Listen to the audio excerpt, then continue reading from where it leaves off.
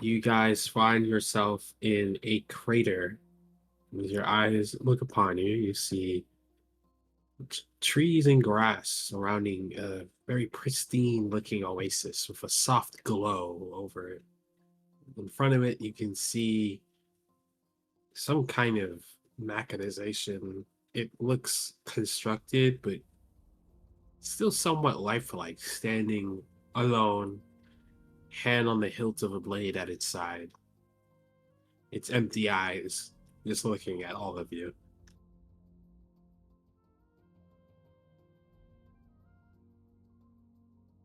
So it's like a construct?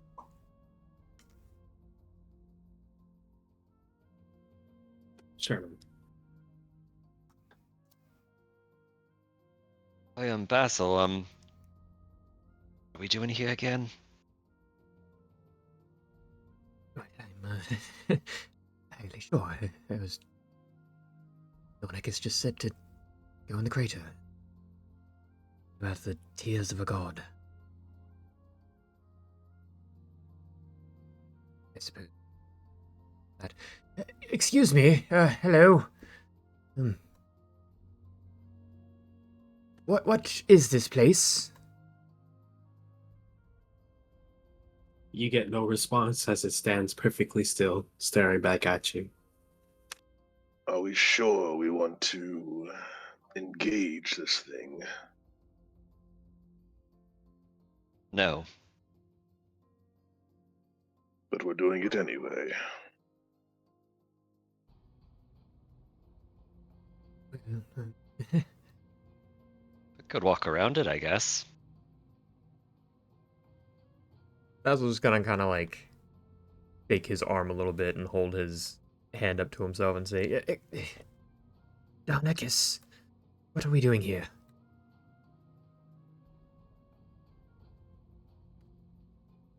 You hear in the back of your mind, the water. Water, yes. Hey? Am I collecting the water? Am I drinking the water? Am I spitting the water at this thing? Am I freezing it? What? Collect it, and I shall do the rest. Yeah, Snake says collect the water, so I'm going to attempt that. And he'll kind of like just start dumping out one of his water skins. We'll say the one that Amelia made him. This snake of yours said that this is a goddess's tears, and he wants you to collect them. Apparently, yes. I believe he used gender-neutral terms. God's tear. Why? Well, guess is as good as mine. All I know is that in order to potentially free Master Aetherwolf, to collect certain objects and ingredients or something, I'm not sure. But apparently this water is among them. This does not seem.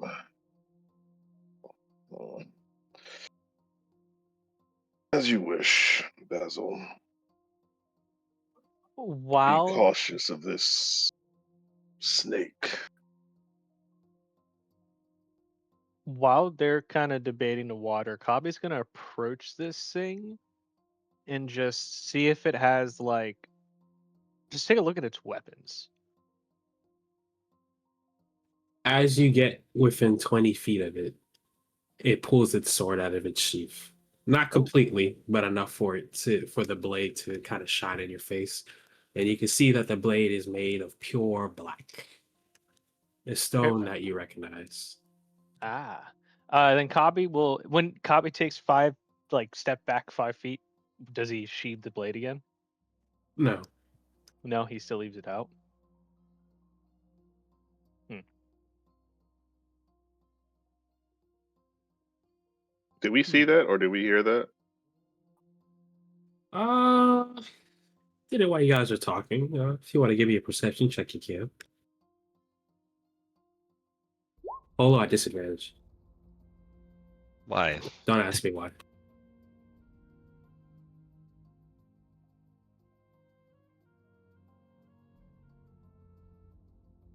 Oh, I have a headache. That's right. Still exhausted. So, Thal, you see it. Kabi, remember what we said about experimenting on your own? I was just taking a look. That sword looks an awful lot like. I'm gonna pull out the obsidian shard. Is it the same? Can I see if it's the same metal? Or the black shard, not obsidian. Sorry, the dagger you gave me. Yeah. It's the same metal. Yeah, it's the same material. Does the creature react to the dagger when I pull it out?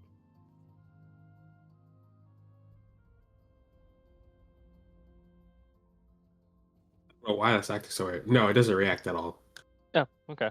Um, well, they look the same, and if that's any indication of what this thing is, I think it's going to attack us if we approach the lake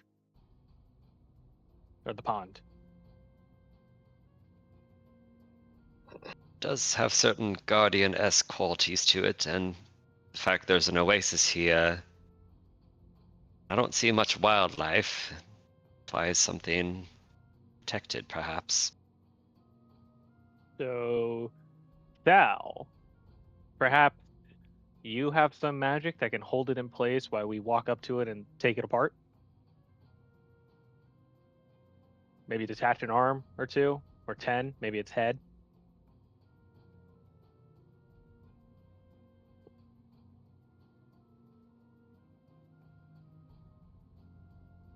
I think it might be best to dismantle it from afar. I think we know how this ends here. Yes, unfortunately, any holding spell that I might conjure would only work on a more humanoid figure. Well, if you That want to avoid is. it at all, Cobb, you have quick feet. Do you want to just go grab the water and run away? We'll cover you. Ah, yeah, I guess that's an option. Okay, all right. Basil, give me the water skin. Y'all step back. I'm gonna just walk around the edge of the crater and come at it from a completely different side. It's probably best if you do this invisibly. It might not work either way, but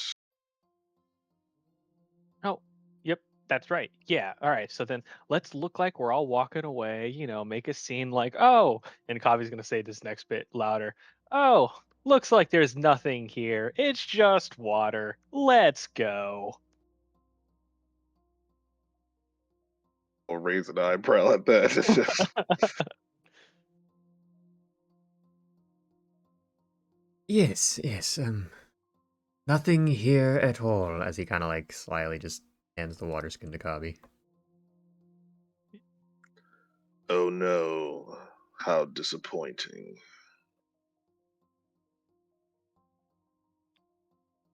You guys are awful liars.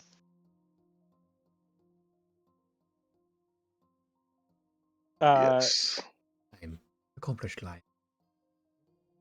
yeah, I'm great Uh, at lying.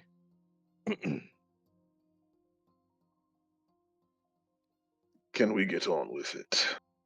Yes, please, my head is killing me. All right. So I guess we're gonna head back towards the edge of the crater. Kabi's gonna walk a little in front of them and try to be hidden by them, and then I'm gonna go invisible using Enoch's like gift, and then try to skirt the edge of the crater and come at the water from a different angle. Yeah, that's fine.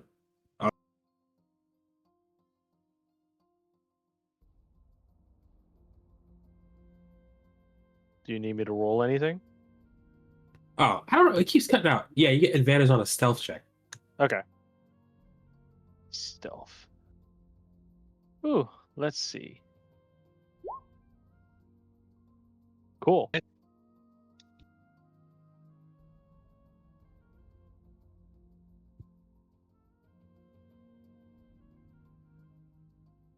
So, what do you want to do? I'm gonna, what's it called? Skirt around the edge of the crater till I'm kind of behind the construct on the other side of the pond, and then approach the pond with the intent of filling up the water skin and then getting on out of there quickly. The second your foot touches the grass, the construct unsheaths its blade completely, turns around. Turn order. Everyone can roll initiative. Did you clear it first?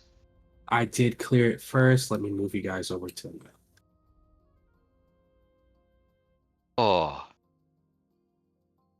Racist. Okay. So I'm playing it that like Cobby's here. Does that make sense? Yes. Initiative, which does it? So that puts the rest of us somewhere around here.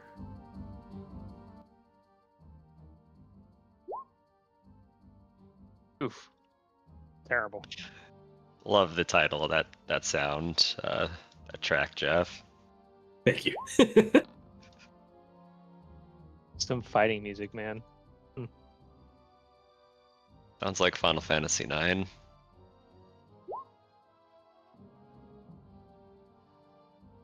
Initiative's ability check, right? Does that fall under disadvantage for exhaustion? I believe so. I think we checked on that. Oh, Eric's on. Eric's here. I think that was just Jeff rolling with Eric as his name. Oh, Eric. Don't worry. Don't worry. Oh, okay. Okay. Oh, he's coming out. Birdman's coming out. Oh, now we really gotta watch out. We can't leave him alone. Oh God, we actually have to do our job. This is already a bad idea. I might just tell him to run. Get out of here. I blame Jeff.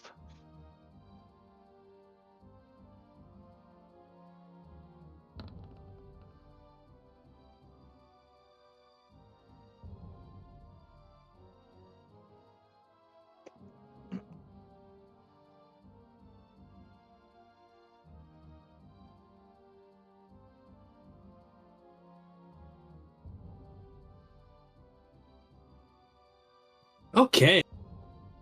Now that we're in combat, top it around. Go ahead, guys. Bolo, you can take it away. Like we're missing somebody in the turn order. Yep, Mr. Thal. Ah. Oh, it didn't pop over? Oh, shit. My apologies. I'll add you. Oh no, you didn't roll. I swear I did, but maybe I did. Well, there we go. That's something.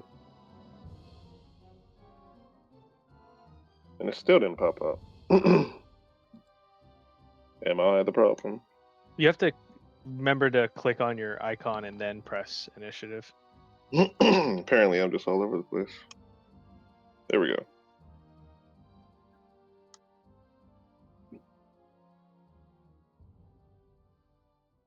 Flo conjures in her hand a ball of brambly thorns. She chucks it at that guy's feet, leaving a large circular field of bramble. He'll take 2d4 damage every 5 feet it travels, and it is difficult terrain, which means he takes twice as much movement, and he'll start to kite a little bit.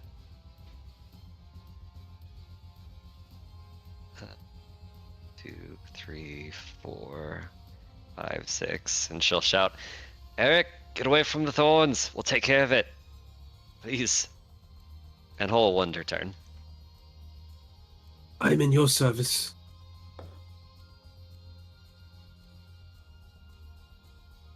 away. Kabi, your go. Alrighty. I'm going to approach the water and keeping an eye on the thing, the construct. I'm going to fill it up with, well, water. And then use my bonus action to dash and then move 40 feet this direction. That work? Actually, I think it's 50 feet. Yeah, because it's 10. I moved 10 feet. Yeah, 50 feet. So basically, I'm just going to fill up the water casket or flask, which I assume takes an action. Yes. Okay, and then I'm going to move 50 feet to basically this tree over here. Copy that. Alrighty. Basil.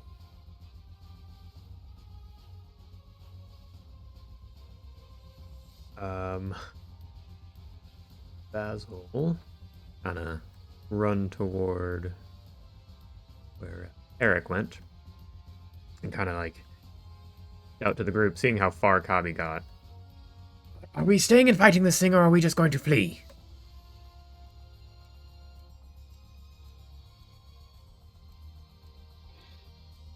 Can I respond? Yeah, short sentence. I say we get out. We have what we need.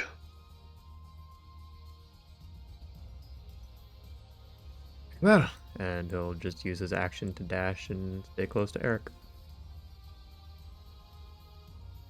This thing's going to teleport.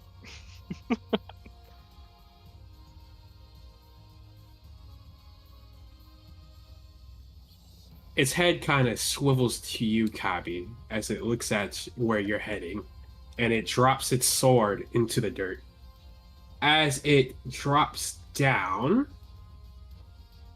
you can feel pressure kind of pop up from beneath your feet by this tree as the ground erupts and a geyser shoots up. What? Give me a Constitution save.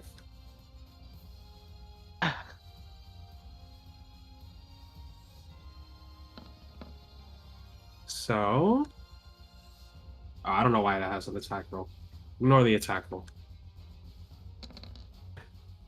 You take 27 damage. Oh, what?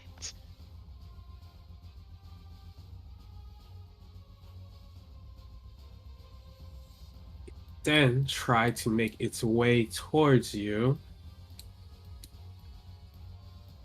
It's a difficult terrain, right? And how much damage does it take?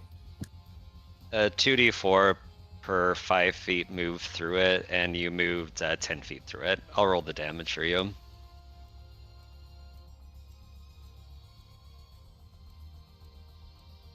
It takes 11 damage. Piercing damage, if it matters. You can kind of see, like, it does hit and hurt. As it gets out of the thorns, it continues to look at Kabi as it drops down to one knee, hand on the hilt of its sword that it has now sheathed, just staring at him, and then ends its turn.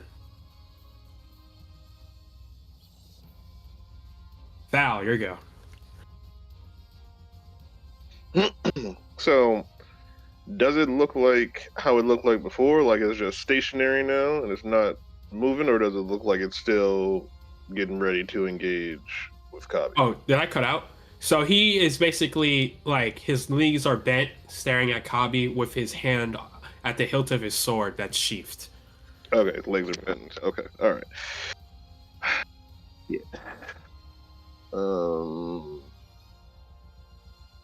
Okay.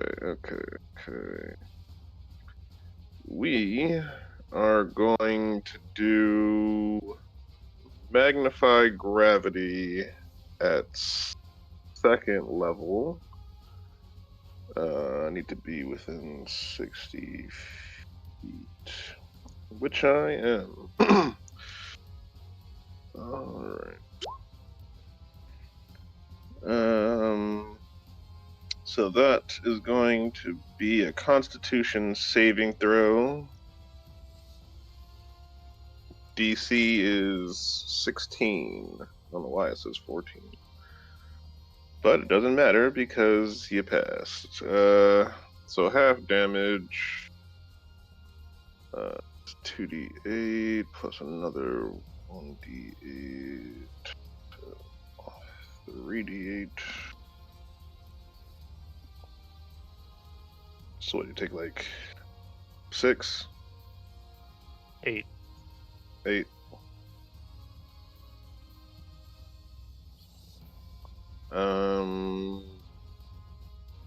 The effects don't go because he saved, and then I guess I will move further this way just to try and cover for Cobby. Alright, that's it for me.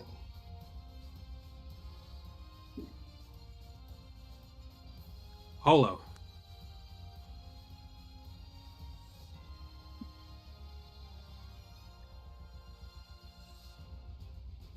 Indeed.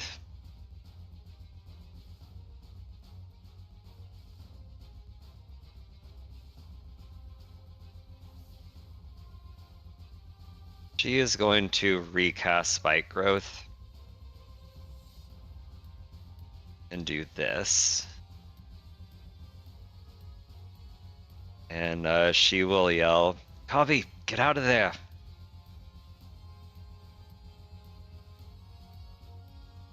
Polo will then say to Thal, I'll try to cover for him. Try to stay out of harm's way. Polo will wild shape into direwolf. Does it work? Give me a charisma save. I had a feeling.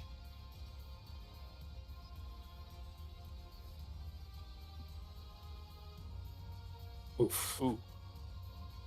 So a 12. As you're transforming into a direwolf, memories of that same orc by the lakeside flood your head as you feel yourself being riled up by a rage that you haven't felt in a long while. If you look to your character, to your journal,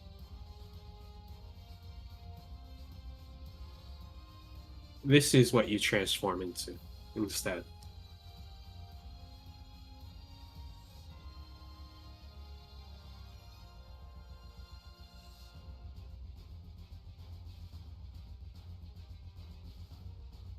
Aha. Whoa.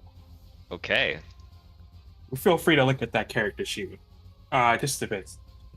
You can give yourself some time. It's very simple, so it's a quick read.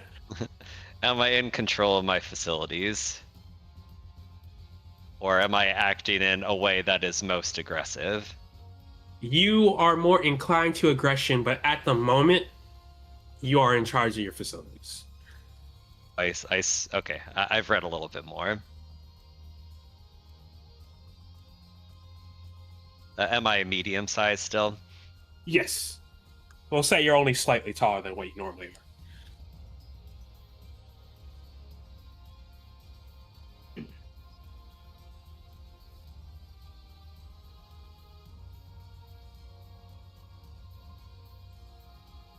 Yeah, I'm struggling with how I'm just going to describe this.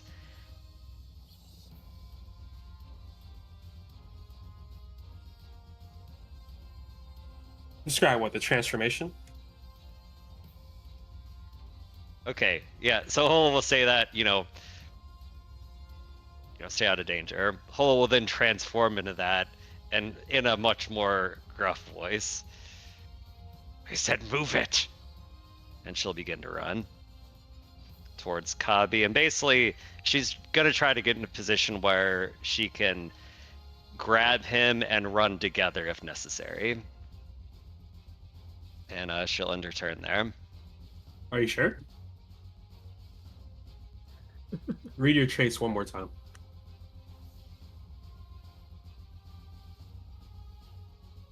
Oh, under actions. Sorry.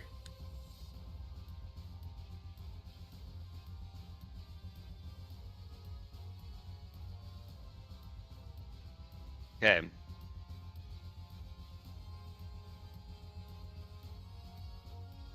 Alright, so I will take the dash action to get all the way to him. And then I'm going to grab him and run. Let's see, I ran. So basically I have 100 feet of movement. Basic. Sorry. 2, 5, 65, 70. So I have 30 more movement. If I grab him, am I moving at half speed afterwards? Yes. Okay. So I'm going to grab him and we're going to move 15 feet to the northwest. And I think Holo's goal is to try to get both of them up the walls of the crater and run as far away as we can. That's fair. We'll just, I guess, leave you guys there since you're kind of off screen technically. So yeah, Holo, or Kabi, you see this nightmare of a Holo coming at you and grabs you. Do you let her grab you? I guess. But when you pick him up, Kabi's be like, "Oh, what the fuck?" Holo will say, "Shut up and move." And sorry, I will now end my turn. Thank you for a lot. Indulging problem. that insanity. Eric's turn. He just kind of says to you, Basil, and he says, "Well, this is quite the development." And basically just prepare his action to follow whatever Basil says. Kabi, your go. Alrighty. How close are we to the canyon wall or to the crater wall? You are, I want to say, about 80 feet away. Still 80 feet away. Yeah, it's a big crater. Yeah, and How high? I can remove my grapple at any time. If it looks like Kabe's going to run for it, I'm just going to drop you so you can move your full movement speed. Yeah. And how high is the crater wall? Ooh, how high did I say it was last time? Let's say 60 feet up. 60 feet? All right. So 80, 60, that's 140 feet. I can only do 90 feet this turn. The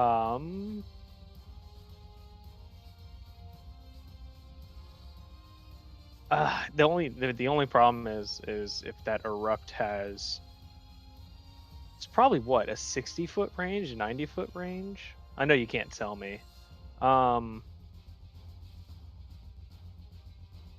Yeah. Holo, drop me. Holo, put me down. I can get far. She does. Okay. I am going to use cunning action dash and then regular action dash, and I'm going to move all my 80 feet right up to the canyon wall because come next turn, I can climb it.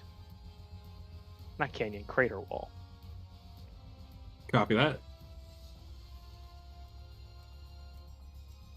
And that is my turn. Basil, here you go. Basil will say to Eric, just kind of point in the, I guess, opposite direction. Say, make for the edge of the crater. As he does that, he's going to cast Hunger of Hadar centered on the Guardian. There's a 20-foot radius.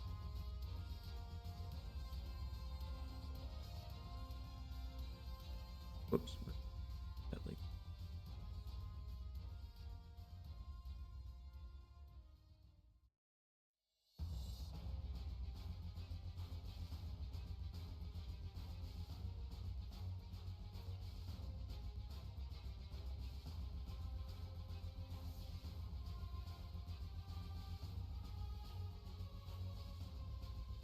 and then use his movement to run in the direction that Eric's running. Copy that. What is hunger and hate? Oh, it's right there. Sorry. Yes, a void that blinds any creature inside of it. No light can be illuminating the area, and if it starts its turn there, it takes 2d6 cold damage. If it ends its turn there, it's to make a dex save or take 2d6 acid damage. And difficult terrain. Noted. There's also slurping noises. And tentacles. So I guess he started his turn there, so he takes the cold damage. Yes. 2d6 cold would be...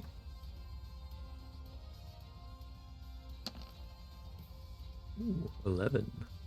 It might have the extra... Let me double check the genie's wrath.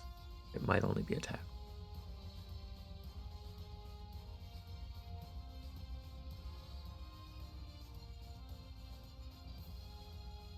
Yeah, it's only when I hit with attack roll, so it does not get the extra damage.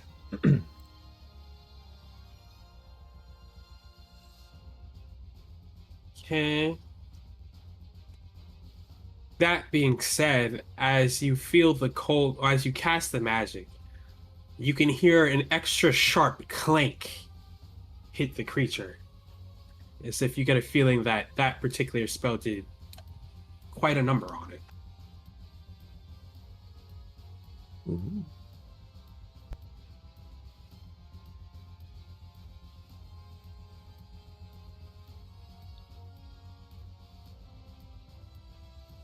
Creature moves that much.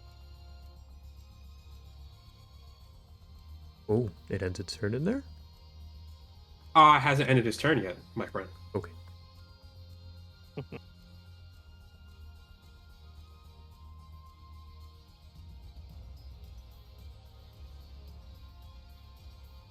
It's gonna use its action to dash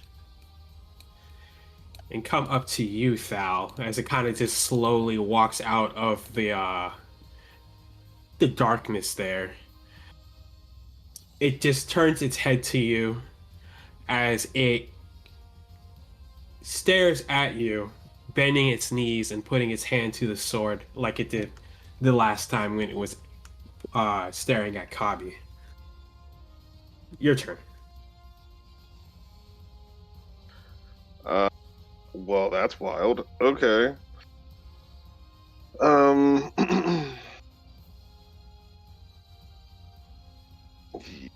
Yeah, and I do have that. Okay.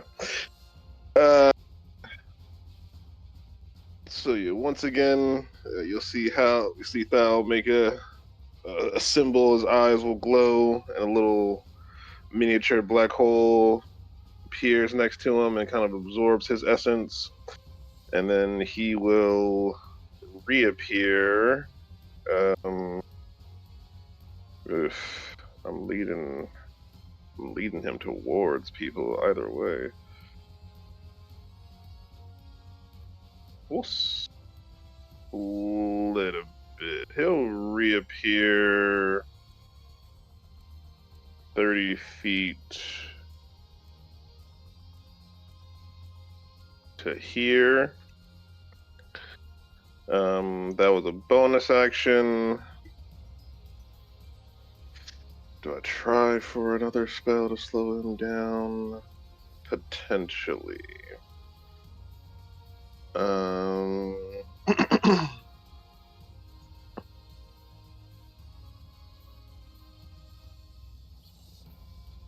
Yeah, 30-foot cone.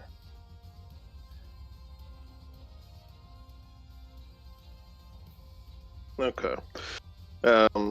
So as he appears, instead of the little black portal closing, he'll kind of shape it forward, placing it in front of him, begin to compress the energy inside until it reaches a point, and then lets it explode forward.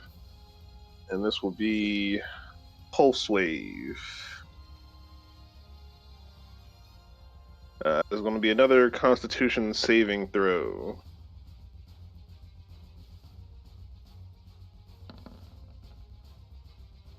Jesus Christ. Okay. 66. You take half.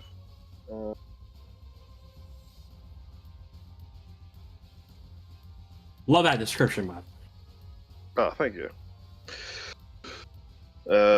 So you'll take half of 18, and he will move.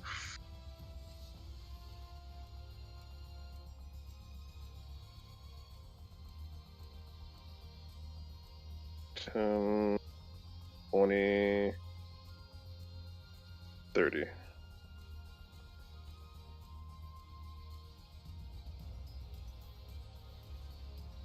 And that's Those it are for two me. spells you cast, right? Oh, shit. You are right. Huh? I did the bonus action Misty Step and then another leveled spell. I didn't even think about that. So no damage. I will. My apologies. I'll just instead action dash, move another 30 feet that way.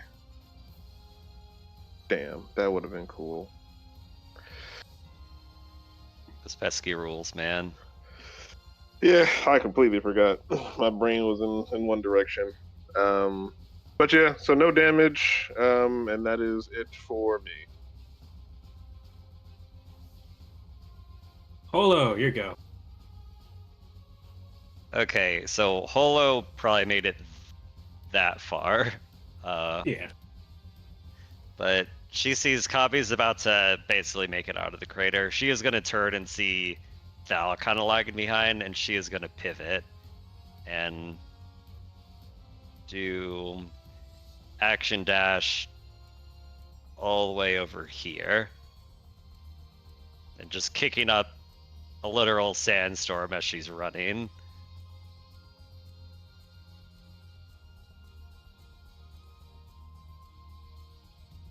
As for another action,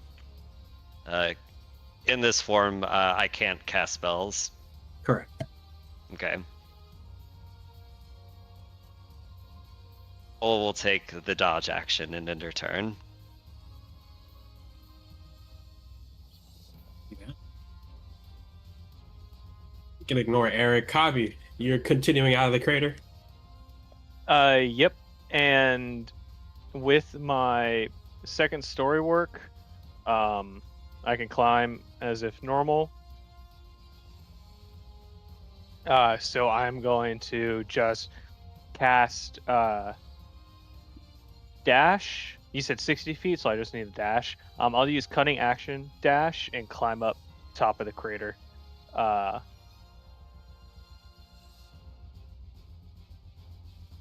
And then I'll start.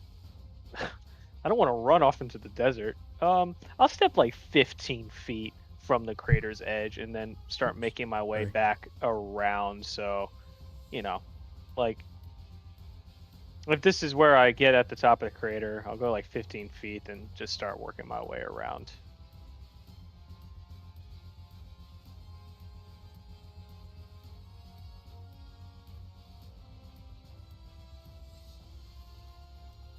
Anything else for you?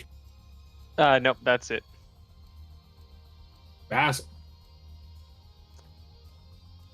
Basil's about, 110, 15 feet away, so just in range.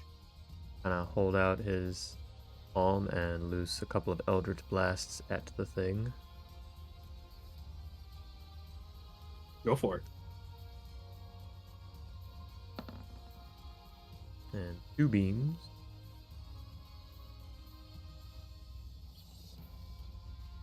I assume 20 hits? Yeah, 28. Cool, the first one gets the extra 3 damage, or extra cold damage, so 10 for that. 18 total.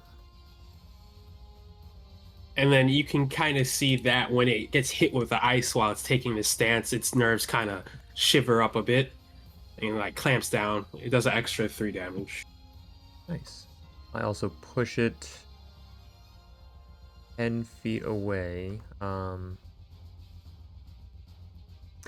Question, since I have 2 beams, would you say it's 10 feet per beam or just 10 feet per cast of this, like, use of the cantrip? Oh, question the question. Because it doesn't really specify, it just says when you hit a creature with Eldritch Blast, you can push it up to 10 feet away.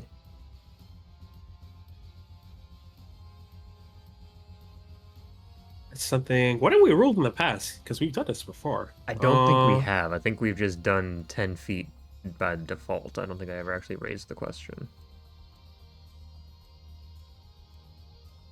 If we just want to stick to that, I'm 100% fine with it. It just occurred to me as I was going through this just now. Are we polling? Well, I will say for now, he's just going to be shoved into this tree. So. Cool.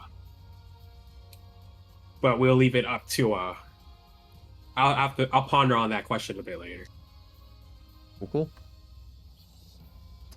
And then I guess I'll just use the rest of my movement to keep running toward the edge with Eric. And you can see, like, he is starting to look battered and bruised and broken. He's moving a lot more sluggish and actually only walks up. Oh, well, yeah. It's the end of your turn, right? I assume. Yeah. He just moves up this far.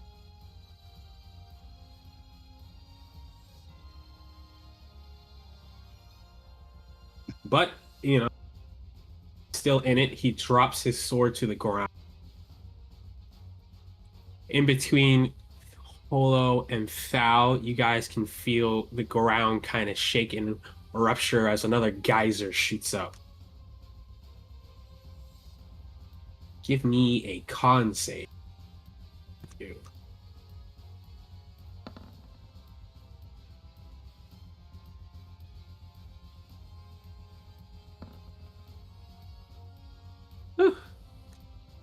Attack roll. There's no crit.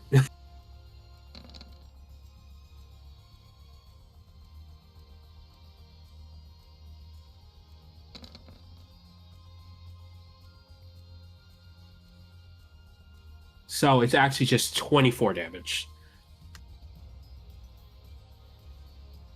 Computer's lagging a bit.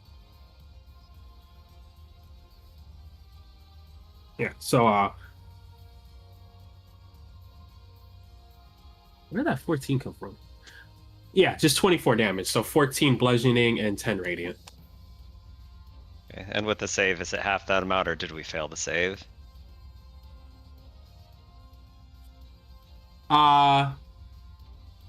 What did you roll? Oh, I didn't even notice. 17, 19. You guys made the save, so it's half.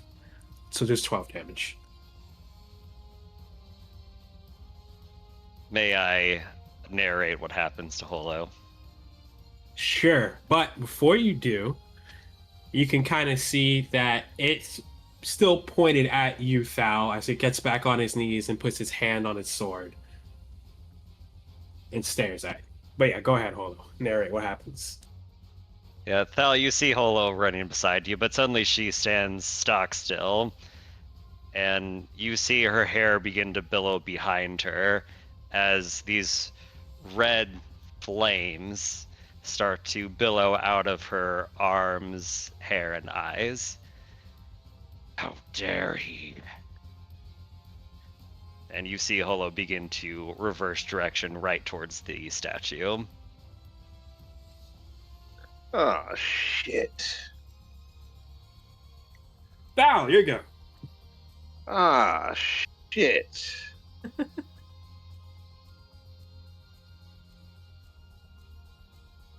Well, this is not good.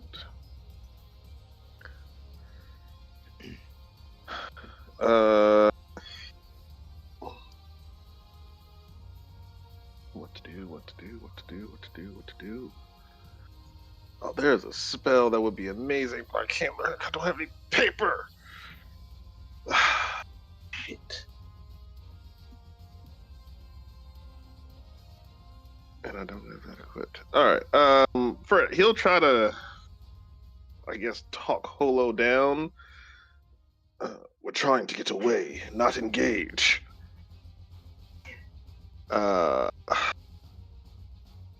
And I guess he will attempt to go over and kind of like pull her the opposite way.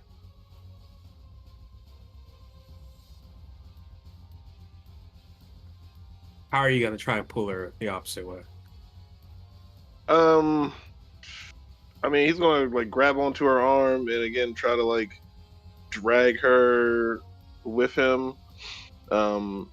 For an action, I can increase my density, which gives me advantage on strength checks.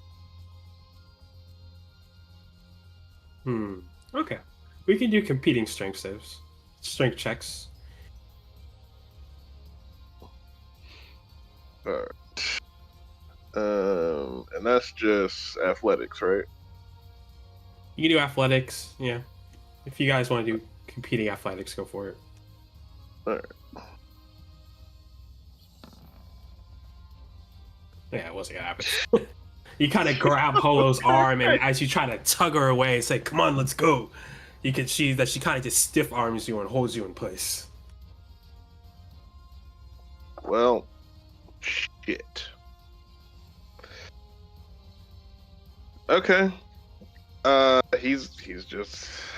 We're just gonna stay here and try to again talk some sense into her. But yeah, that'll be my turn. Fuck. Holo, you're. Yeah, holding onto your arms, you feel them flex into rock hard flesh as she zips away. She's gonna do action dash. So she has 100 feet of movement, and she'll use her second action to run, leap through the air, and with a huge claw dripping with acid, she tries to plunge it deep into this construct. And Holo's putting her whole ass into this. I'm using inspiration for advantage. Woo! Wait, we can use inspiration to get advantage? Use inspiration on anything, brother. Is that not how inspiration works, Zach? I thought you used it to just re-roll ability rolls. You use inspiration to roll a second dice. Any d20, baby. But Holo rolls a 14. Unfortunately, as you're coming down with your claws, he is able to just narrowly parry it, but you do feel like you were close to landing a pretty devastating blow. And we'll even say, like, for the narrative, she was going so fast she just missed him because she's not used to her speed. But she back to him, turns around, continues with fiery rage in her eyes, and she ends her turn. Eric, continues to run off, reaches the edge of the cliff, and just is watching the battle unfold. Kabi, you can hear a commotion down below. Are they within 80 feet of the canyon wall? Not your canyon wall, no. Okay. What's the range on my hand crossbow? It's not much, is it? 30. That's the maximum range? I don't know. It's your crossbow. That's true. Hold on, give me a second.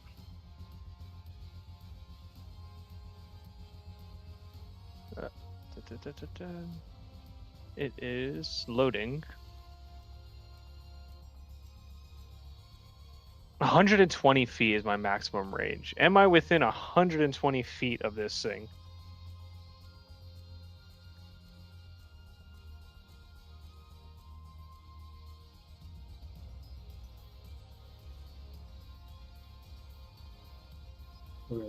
Well, I said like 80 feet from there.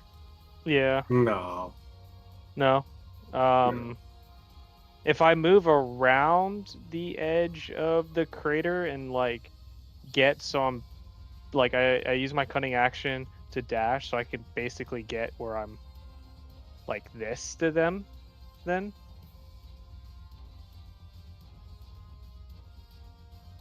Eh, sure, why not? sure, okay. Okay, then I'm gonna take a shot with my hand crossbow. And do I have advantage? Yeah, because Holo is standing in front of it, and I don't have disadvantage because I'm within the 120 range. Cool.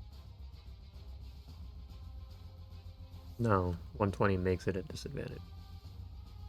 Yeah. It would be straight roll at 30.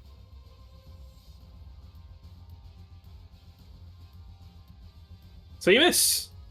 Wait, so anything past 30 is at disadvantage? Yes. Yes.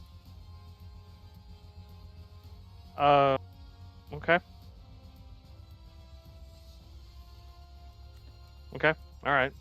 Fine. So you kind of shoot your bolt and it kind of sputters a bit. It's caught in one of the dead trees. Basil, you see Holo re-engaging the enemy. Unless you have anything else you wanted to do, Kabi. My fault. Nope, that's my turn. Basil. Basil will run back the 30 feet he just ran, look at Eric and just say, just stay safe. And attempt to hurl a couple more Eldritch Blasts at him, or at the Guardian thing.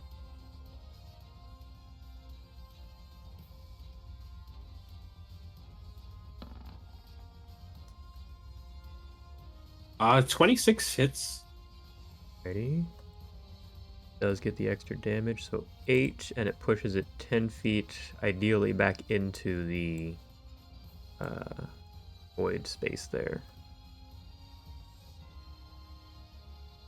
Yeah, I'm a nice guy. So it does shove it back, and again, like you see, when the bit of cross seems to just kind of cause the machinery to short out a bit more. So it does an extra 3 damage. So it's actually 11? As it disappears into the darkness of your hunger of Hadar.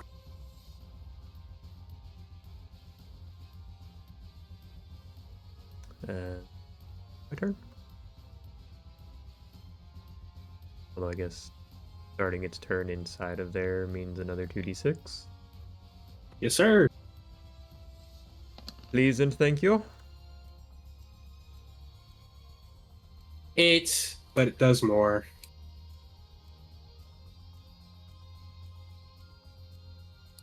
It steps out, whoops, of this slowly as it looks to you, Holo, being that you're right next to it. It's going to make 2 attacks at you. Okay, AC 15. So both hit. Ignore the crit, so it's just 10.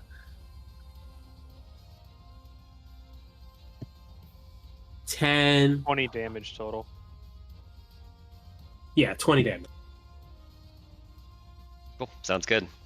Kind of steps out of the darkness and it brings its sword down, slash, slash, shining in a bright, brilliant light as it cuts across your flesh. And then, again, continues to look at you and bends its knees low, holds a wide stance with its sword at its side. Val.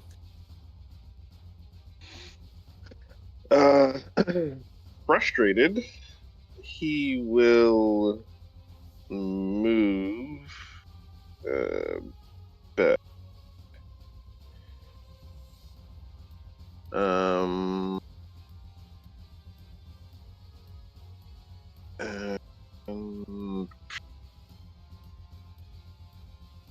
Fuck it. Why not?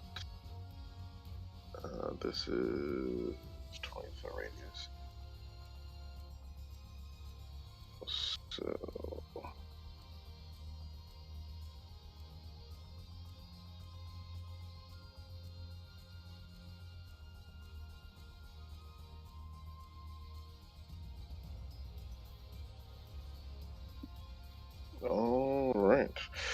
Yeah. We are again.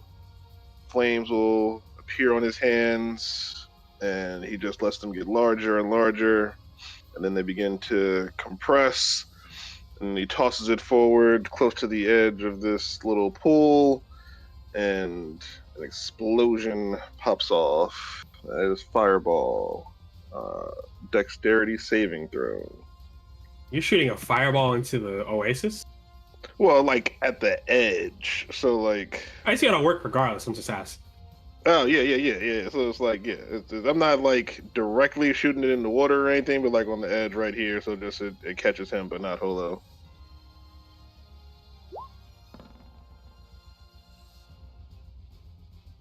All right, roll a damage. That is a fail. 8d6. Da. 6. I rolled kind of garbage. So what's that in total? It was 23. So you shoot the fireball and it explodes as the fire erupts over him, and you know he was caught in the blast. But he swings his sword sideways, and you see the flames kind of dissipate, as if ignoring a good chunk of the damage. Son of a bitch. I'll just cock an eyebrow at that, and that will be the end of his turn.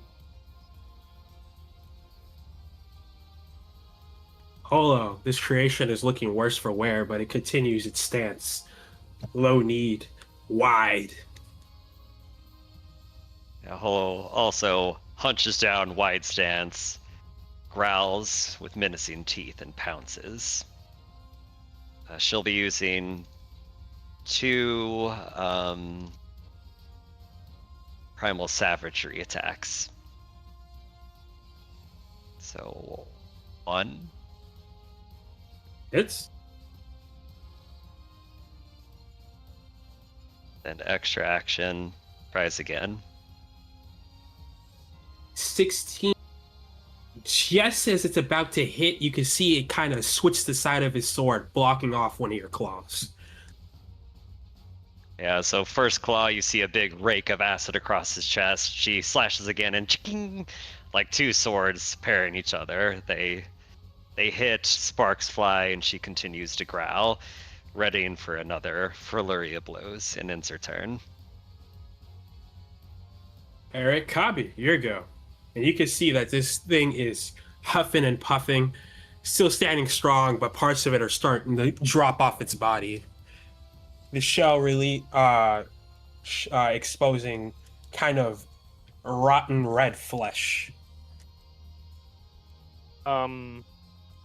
Well, I'm gonna stay up here, so I guess I'll take the shot normally then.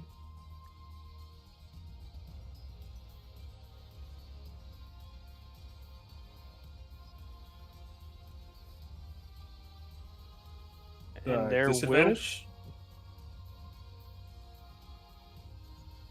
yeah, right. 19, it hits. Okay, and then I do get sneak attack. Oh wait, no, you can't do that. Never mind. Whatever. Here, 4 damage. And that's my turn. The bolt kind of hits it in the shoulder as it kind of loses his stance for a bit and almost falls to his knees, but it's still standing, continuing to stare at you. Basil, your go. Basil will run forward a bit. And again, Eldritch Blast, hoping to knock it back into the Hunger of Hadar void.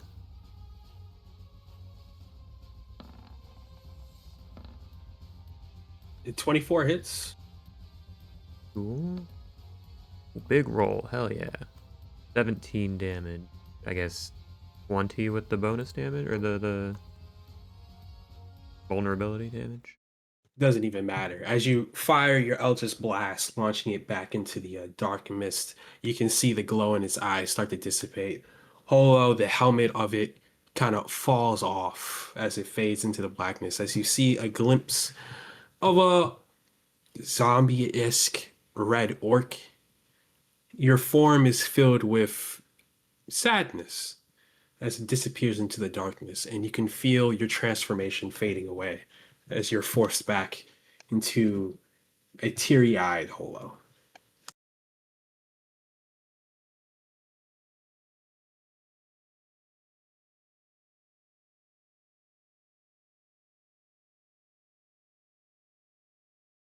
Hello, kneel next to the construct and pick up pieces of it. It was him. It was him all along. He was here. Why was he here?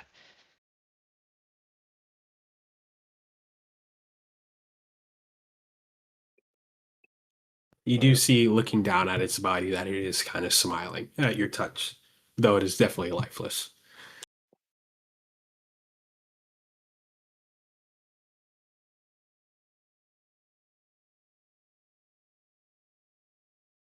He was a vision I had. He was guarding a lake. Was it this lake? What was he guarding? A vision of this creature. Not quite. It was an orc. Not this, but this was him.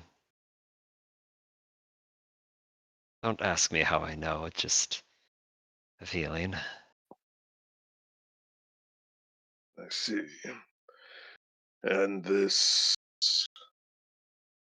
new form of yours, you seemed quite agitated. Yeah. Yeah, I was.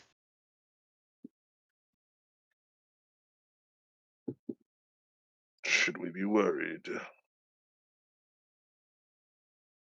I don't know. Hmm. Very well. We carry on as usual then. I'm sure you'll let us know if you feel as though you're losing your mind. Seems all the rest of us are anyway. Only if you agree to do the same. I think I'm the sanest one, and that is a very sad thought. You see him give you like half a smile. Hello's displeased with this line of inquiry, but she doesn't say anything else. Looking over this, the remains of this thing, is there anything orcish, any kind of insignia, anything that might be an identifying mark on him? That makes him. You can tell after the mask is knocked off that he does have orc tusks.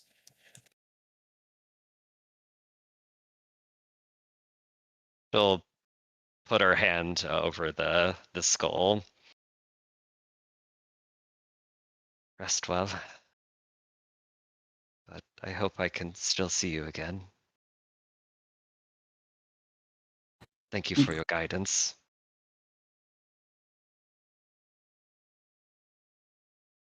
You see as your tears kind of drop down from your eyes and touch the rugged ground, the droplets drag themselves into the oasis.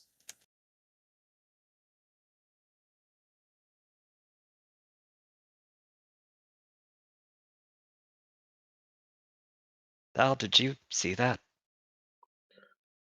Yes, that was unexpected.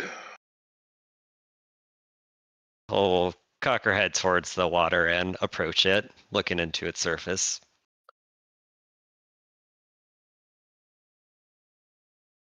As you look down into the water, you can't help but feel yourself drop to your knees as more tears flood from your eyes. A sharp memory strikes your head. You see him, an orc, though before his skin was green. He sat there, carrying a child in his arms, smiling at you. Yes, this is the same orc by the lakeside. He stares at you and smiles, happy and at peace. The vision blurs and shifts quickly. This same orc looks beaten, bruised, staked to a tree as an elkish figure walks up and shoves a lance through his chest, bringing him to death. Your tears quickly flare into rage, and then tears, and then rage, overwhelmed by the conflicting emotions battling over your personality. Give me a DC 15 charisma save.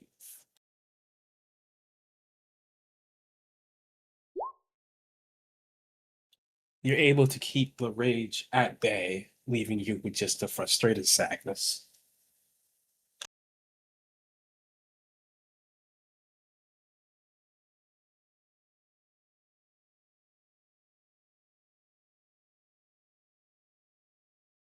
Hollow turns away with that conflicted visage and walks past you, Thal. Well, just seeing all this stuff has happened, I knew we should have avoided this place. Hollow He. still hurt. Hmm? Jeff, does Holo's head hurt anymore? No. What are you saying, Chris? Yeah, I will go over and take a look at the sword.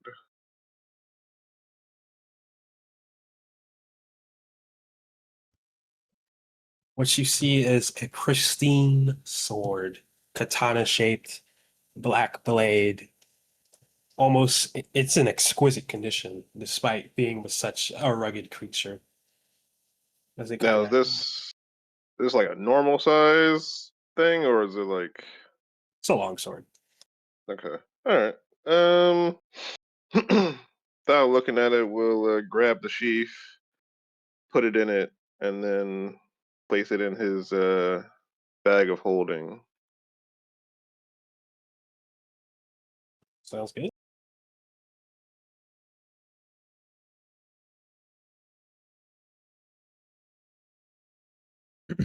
Say Basil kind of collects Eric, makes his way back to the others, kind of crying out toward the edges of the crater.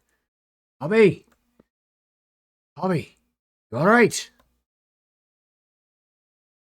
Cobby's gonna climb on down and walk up to the park and hold out the flask and go, "Yeah, yeah, I gotcha."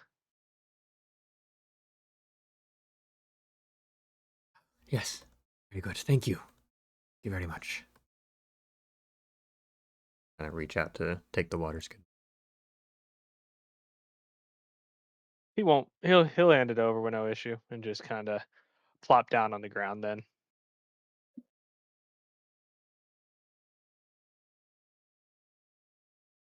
Eric kind of speaks up and says, well, this was quite unexpected.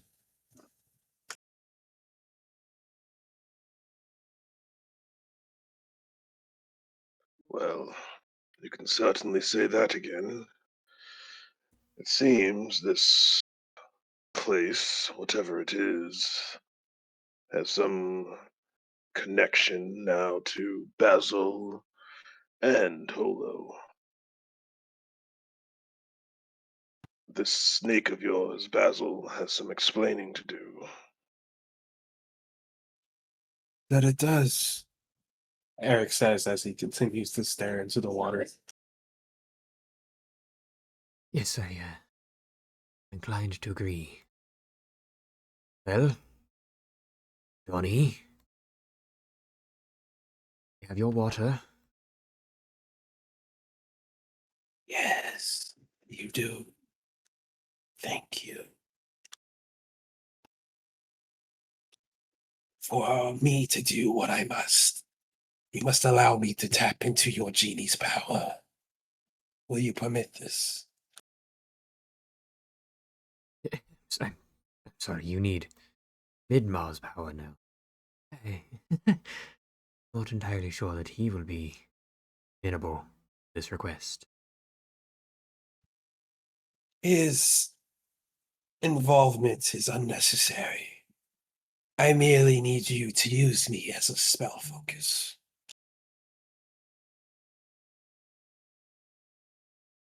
This anything feels like something that I should speak with him about first.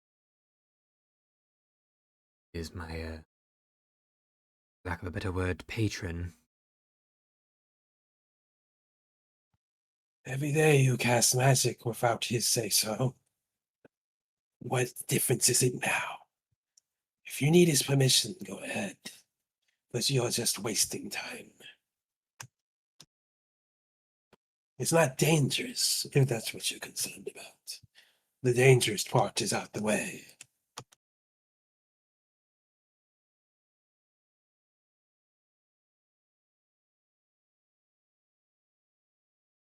Still, not my power. We'll speak with him this evening. Camp. Hopefully glean a little insight. Cryptic in puzzling ways. Cryptic. I told you exactly what it is. What is cryptic about that? Told me that we need to tap into his power. What is cryptic is that you have not been clear to any of this. Searching for objects and other things. And apparently you're going to just drip feed me the information that we need. Well, Midmar has been the most forthcoming out of the two of you up till this point, so I will indeed reach out to him for answers. Slightly agitated, he just goes back underneath your shirt. Fine. As you wish.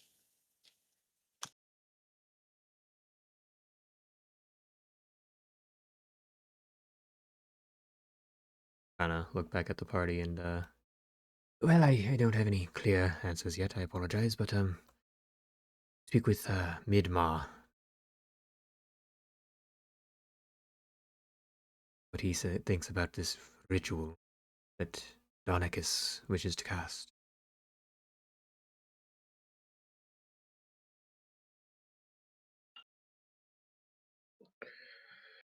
And you, hello, you have some connection to this place? Is there something here you wish to do?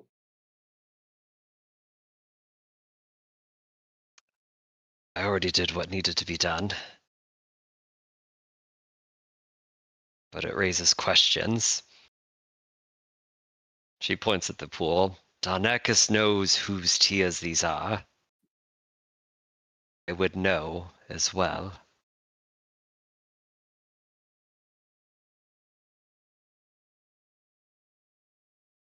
Well, Basil, did this snake of yours give you a name? Well, um, alright. Hey, you, as he kinda like speaks into his armpit. What another question? Neo, I thought you didn't trust my answers. This one is for another. Oro, specifically, wishes to know who these tears once belonged to. Tears in this pool in front of us. I've observed you all for quite some time. I believe the connection is rather obvious.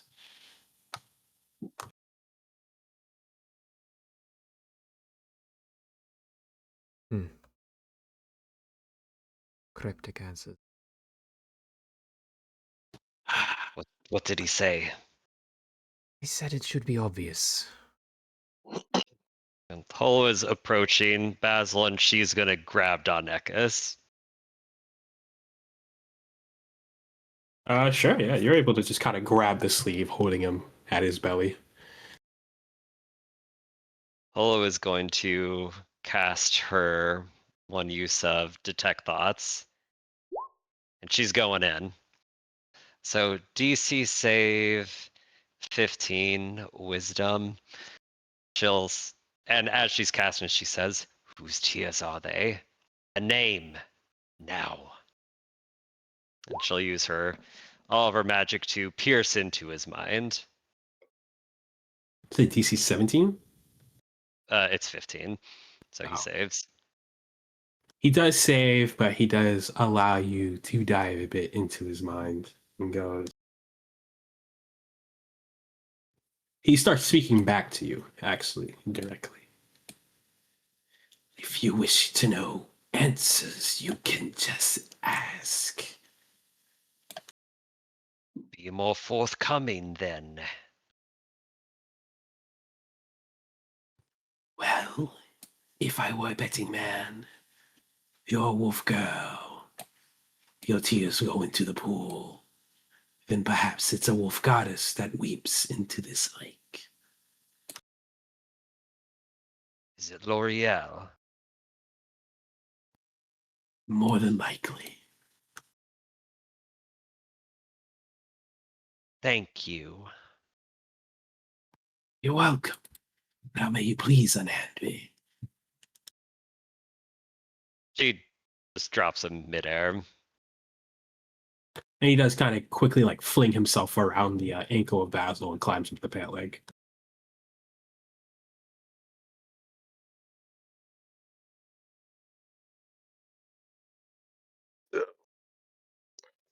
Your connection to the goddess is proven, if it was ever in doubt. And now a snake needs a bit of her tears.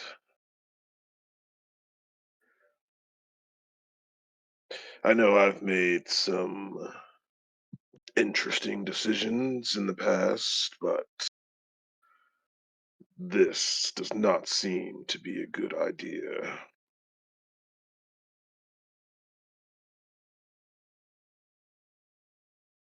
Which part? The ritual? Yes, we know nothing about this snake. I know he is your link to your master, Basil, but there are foul things in this world. And if we are dealing with its goddesses or other creatures, who knows what this small thing might be? How did he even know that this was here?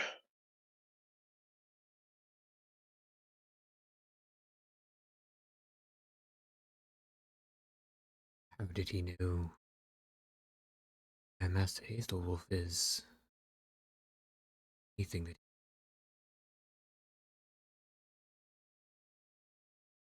I have any answers, but I said before, and it still remains true, has given us no reason to distrust him yet. Until now, we have here a pool filled with goddesses' tears. No doubt there's some magic or ritual that I know not of that could harness a goddess's power. We have Kabi here, who may be holding a goddess himself to some degree. And this snake has come along just out of nowhere. Has he shown you proof that he knows where Aethelwolf is, or has he just told you a tale?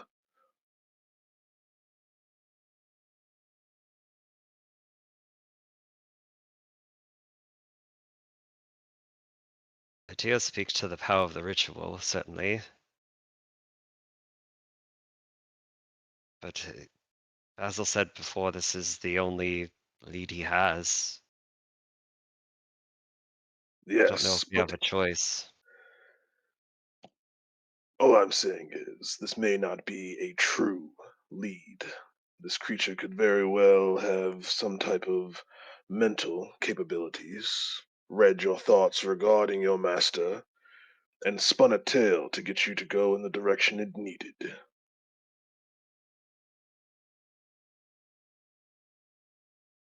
Well, you're not entirely wrong. That is a possibility.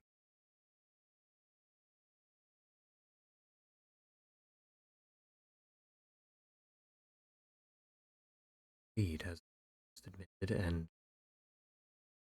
not to ruffle any feathers here, given me more reason to trust than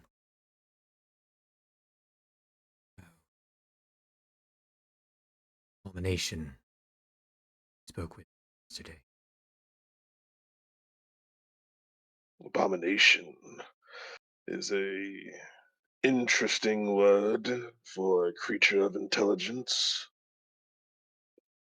She is what she is by her own will from what she said. She is happy with her form. Who are you to say that she is an abomination? From one abomination to another, I am uniquely suited to use the word. Really, I'd like Well, to avoid using the word at all, personally. I see no abominations here in our party. I saw no abominations where we currently were.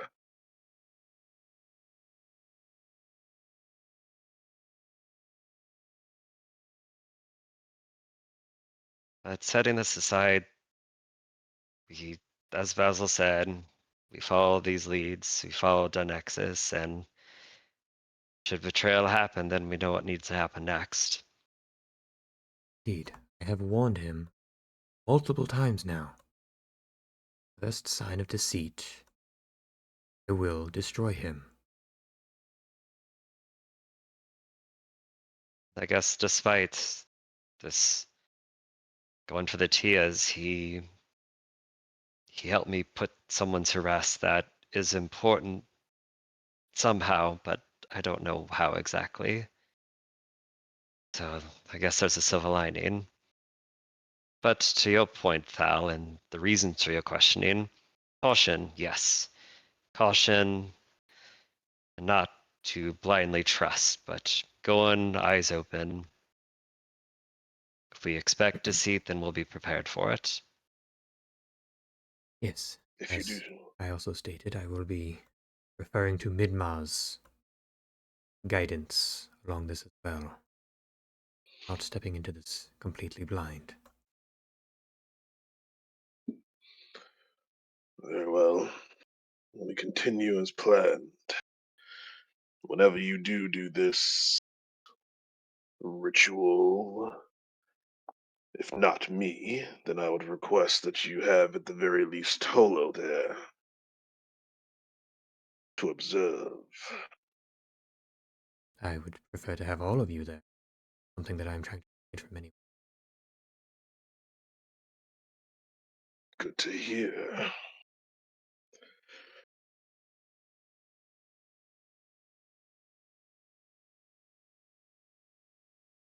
Well then, are we ready to go? Or do we think we need more of this water? Tears. Whatever. I just have one last thing to do. And Hello does grab a shovel. She's going to dig a grave for the orcish remains. Seeing Holo start, I will, help out, mostly using magic to move dirt, but yeah. It'll take some time, so you guys can treat it as a short rest if you want. Oh, is it like evening right now? Yeah, it's getting later in the day. Actually, I'll do a short rest. Get my wild shapes back. Do we want to just take a long rest here?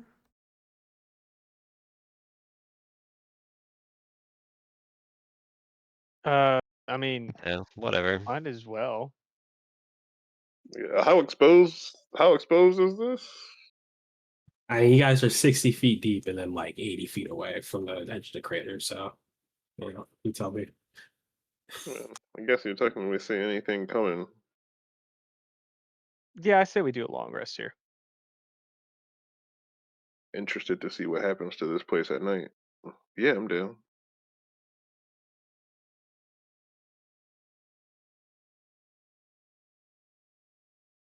Yeah, so you successfully lay at rest. Is there anything you guys want to do before we head into the nighttime? And how much time do we have? Let's say you got like 2 hours before night falls.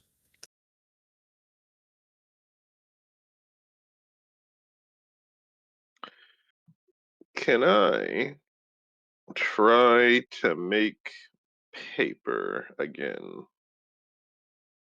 Go for it. What did I say you had to do last time? Just an Arcana check? Yeah. Come on, Lady Luck. Oh, Yeah, you made some paper. Jesus. Roll a d6. All right, d10. Roll a d10. All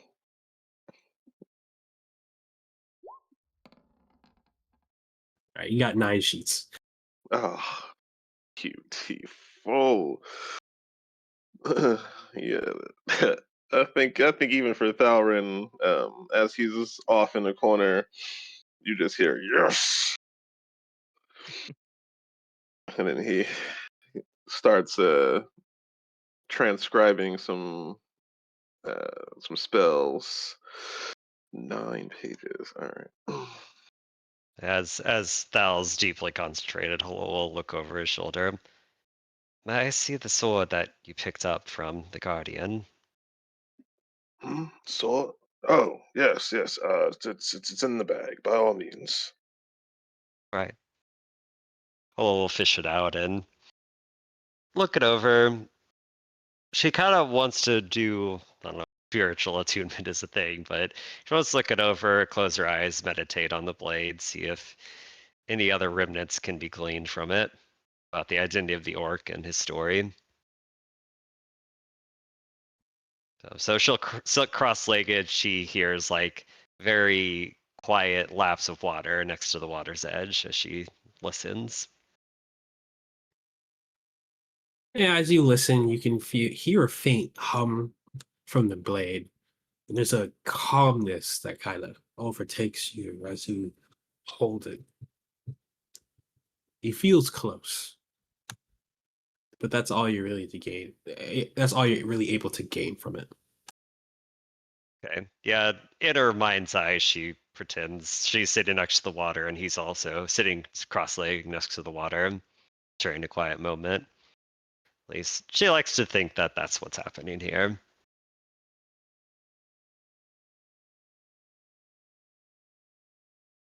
Yeah, just flavor. I love flavor. Anything else?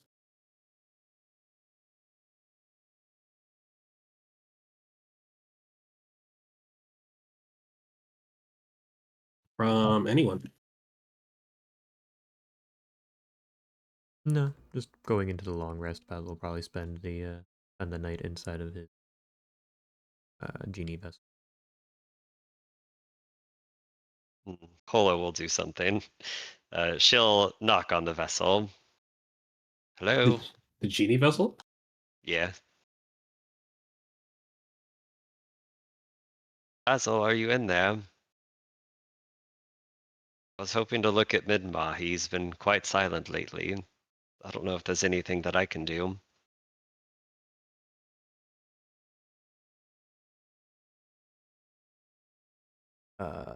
While inside of it, he can hear everything going on around him, but he can't really respond. So I guess hearing that, he'll just kind of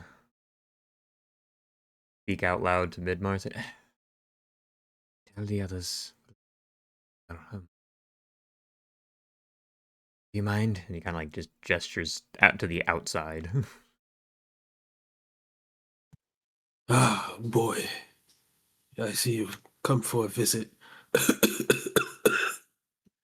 You can kind of see as he lays on a chair weakly, staring at you. His skin losing a bit of its color and his eyes looking tired. Yes, I think I'll remain in here for the time being. Sorry. Well,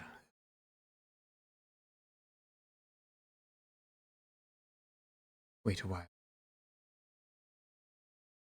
Your question. Yes, questions. It's usually what you come here for.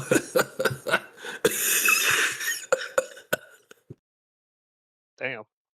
You really don't look good. Are you certain that said before that you would be strong enough to journey everything that required, but what is draining you in this manner? Oh no. I feel the water escaping me. You know, I often sit here and I dream of it. The vastness, the water everywhere. I miss her.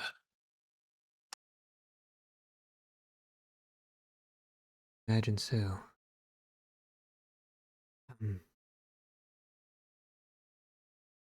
I mentioned this snake companion that I've selected, picked up, little hitchhiker. He brought us to this oasis, sorts, and had me collect some what he called tears of the gods.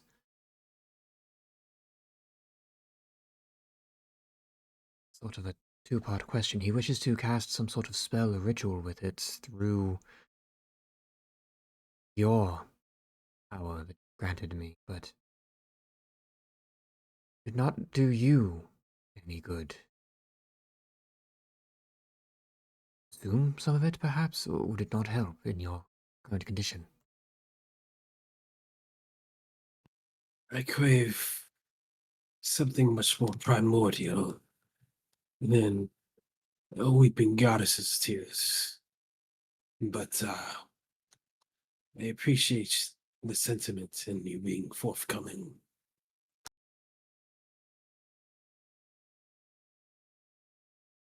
It would not help you then. Unfortunate. I thought tears of a goddess would be better, but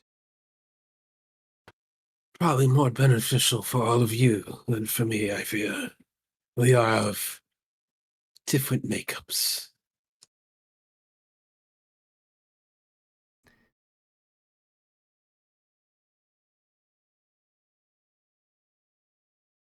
I go forth with this ritual.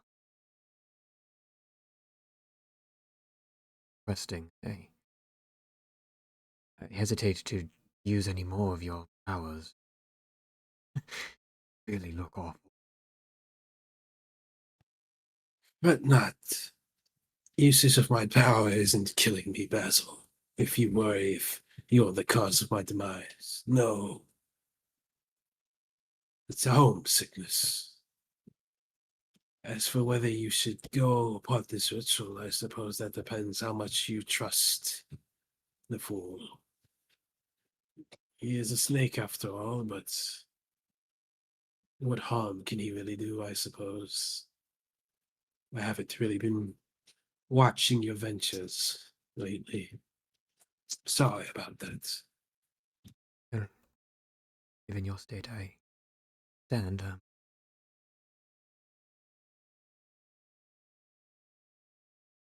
It's more than just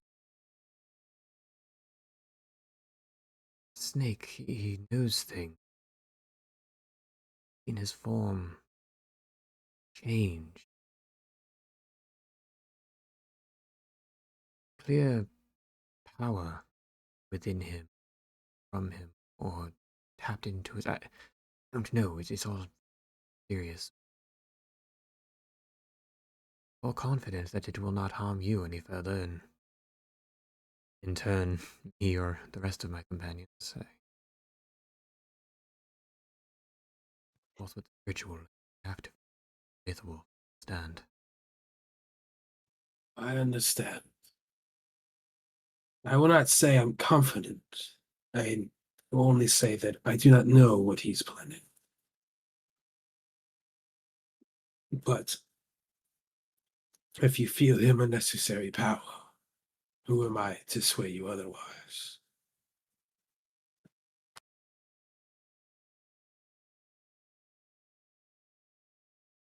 At the moment, I don't see another option. Told me some information that go with. Mind if I... And that choice would be yours. Midwar kind of stands up shakily out of his chair and walks to the back to that covered box that he's continuously had. You know, you've noticed. I believe you remember me talking about it, but correct me if I'm wrong. Um, I appreciate you coming forward about this snake and his intent with my abilities. So I shall be more forward with you.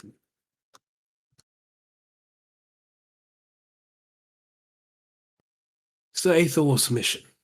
I'm sure you wish to know what it is that we transported, boy.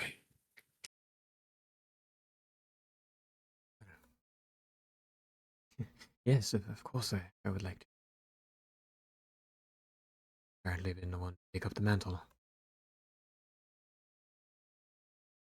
Kind of reaches at the cloth and rips it off. And standing before you is a large red dragon egg. We carry the future, my boy. Heladon's last heir. Last one alive, at least.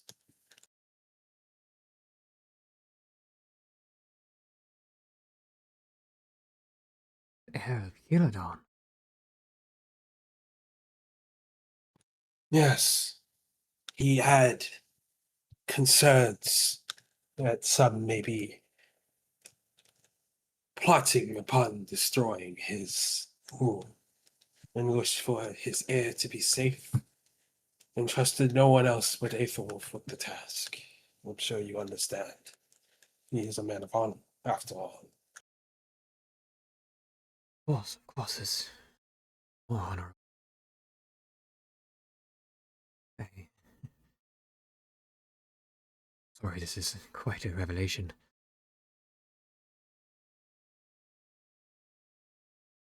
And carrying an heir.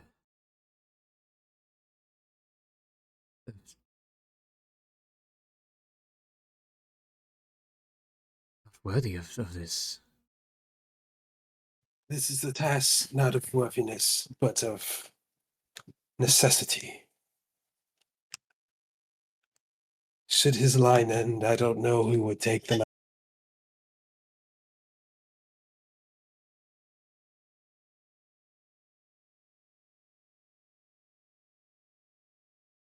Where, not being too presumptuous, but where might we be? Where might Master Aethelwolf have been tasked to take this egg? City of Brilliance, though we only know it by the rumor, would be a good place to stash. But truly, anywhere we deem safe within this area. Sorry, a call keeps dropping on me. As long as we are confident. Sorry, what the heck is going on with my Discord? Hey, you were cutting out momentarily. It's gonna briefly get off push to talk. He was bringing it towards the desert, towards the City of Brilliance. Though we only know the city by rumor, honestly, anywhere in this desert that we deem safe will do. As long as the egg is free to hatch on its own, I'm confident that whatever arises from it will be able to survive and prosper on its own.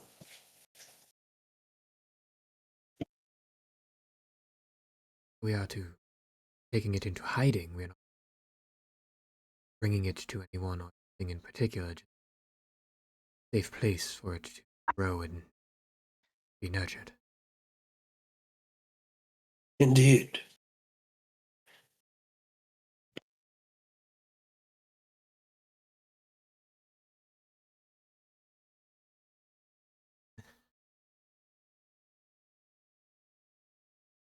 Hmm.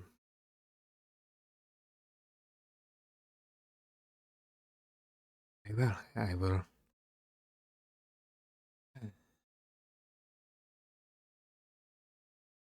look at this task with renewed of hope and responsibility. And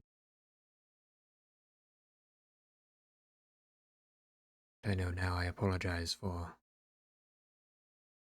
wanting to be rid of it. Do not fret, my boy. I can understand being thrusted into action with no answers as to why.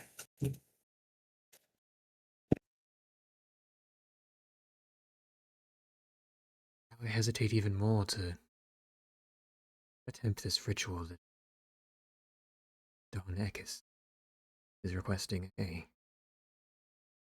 Even if it's not going to harm you directly, it's right to you. Okay. Not sure what to say here. To have such a being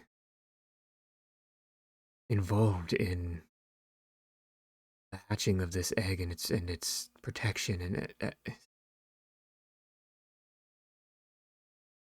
feel right. As I say, Basil, the choice is yours on how to handle the snake like that. As for the egg's protection in here, know that I am guarding it to the full extent of my power, weakening as it may be. I do not sense this snake of yours as a threat to me.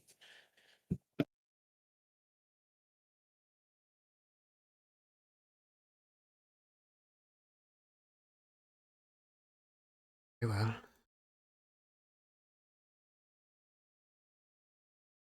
I'll attempt this of just curiosity and hope that it will assist me in finding lethal. I will remind it. Will die through any deception. Ill intent. Indeed it will. Just remember, boy, tread carefully when flying towards the sun. Not sure how much closer one can get to the sun in this desert.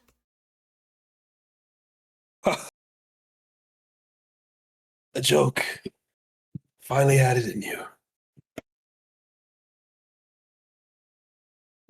Yes. You don't mind, I think I will remain in here for the rest of the evening. Mull some of this over. Of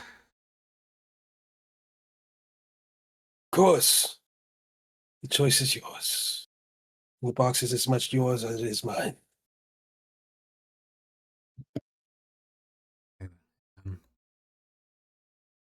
Thank you for trusting me. This task, my best not to.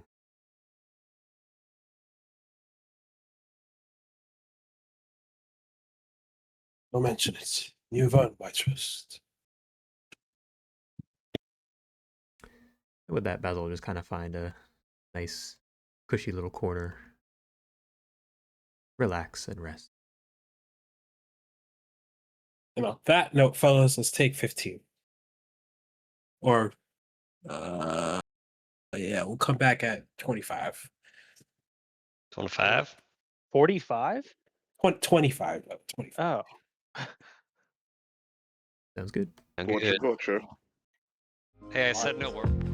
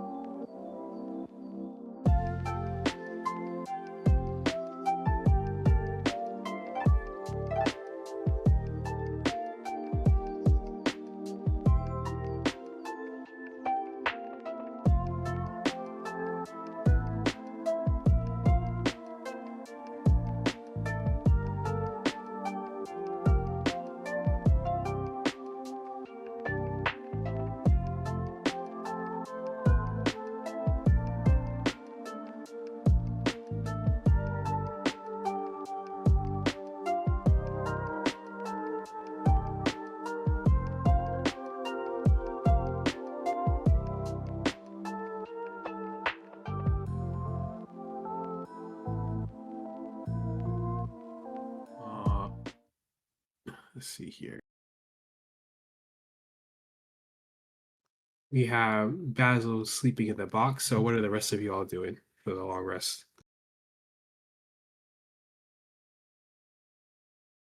My thought was I want to do speak with animals with Kabi as soon as we can.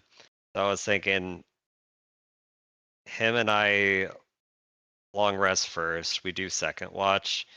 We do speak with animal stuff. And I think Holo also wants to explore this valley to see if she can figure out what the hell happened here. Was it a meteorite? Was it a battle? Are there any signs of what caused this landscape to be this way? So you're gonna investigate around to see why there's a dip in the ground. Yes, her initial thought is meteor. Other thought is magic accident. Third hypothesis is kaiju battle. And Okay. yeah, she knows what a kaiju is because she's a huge Godzilla fan, Fair enough. canonically. Canonically, Godzilla fan. We'll write that down. Already in my bio.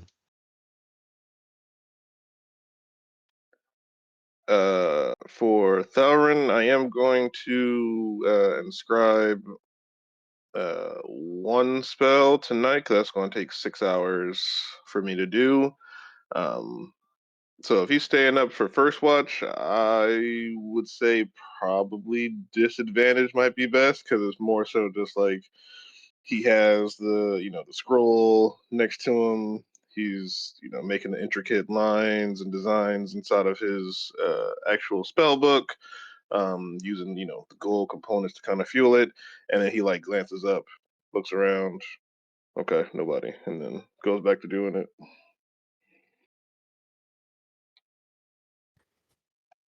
So you're checking around to see if people are seeing you put the spells in.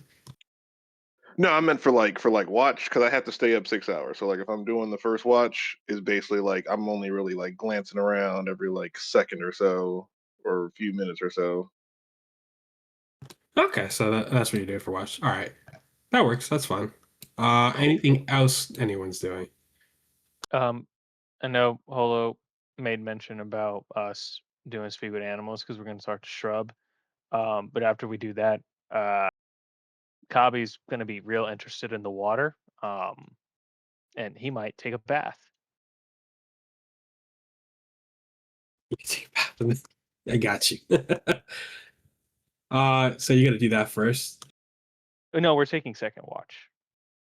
Oh, you're gonna do it during watch. Okay, sorry. I thought.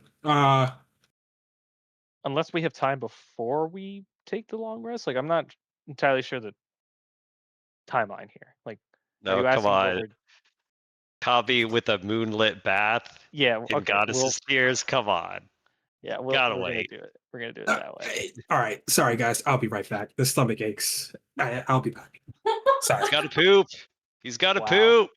Wow. Why didn't he do this on break? Why was he sitting here the entire time? Hey man, when you gotta go, you gotta go. Jeff Goldblum. True enough. The Also, better just Jeff. as a water keeping thing, I'm gonna cast. I had Critter destroy water. Prepared this current day, so I'm gonna refresh our water supply. We're back at I 48. assumed we were just using the pond. We are not drinking goddess's tears. Hobby has every intention of drinking it. Well, you can narrate that, but Yeah, no, like Gabi's water is gonna come from the pond. He thinks you're all crazy. He just thinks it's a pond at the bottom of a crater. There's nothing abnormal about this to him, so say except for that the you need creature. to make fun of Holo in character. Be like, Kabi I'm has Kabi. learned I to don't know what a not. chicken is. That was a Kabi has gone through a lot of personal growth in that time. Uh huh. He's a Uh, worldly kobold now. I mean, when was the last when was the last time he almost killed a party? It's been a while. I mean, Mr. Move Forward and have the magical fucking construct on Chief Sword. Yeah, and then he immediately stopped when he saw the blade come out. So he's like, "Oh, okay, I won't continue investigating this without the party." That's character growth. That's what I'm saying. He saw it react, realized if I keep moving forward, something's gonna happen. I'm gonna go tell my friends this, and then we will decide as a group. Kabi, 2 months ago, he would have walked right up to that thing and been like, "Hey, give me your sword." I tell you what, I give you a 50-50 because you did in turn stand in front of it, saw the sword was the type of rock, and took out a matching rock to see what would happen. Yeah, but that was more Like, his innate inquisitiveness. I got you. Guys, if Kabi sneezed at 3 in the morning rather than at 2 in the morning, y'all would have some sort of criticism for him. Not true. I said I give you your props for not moving forward.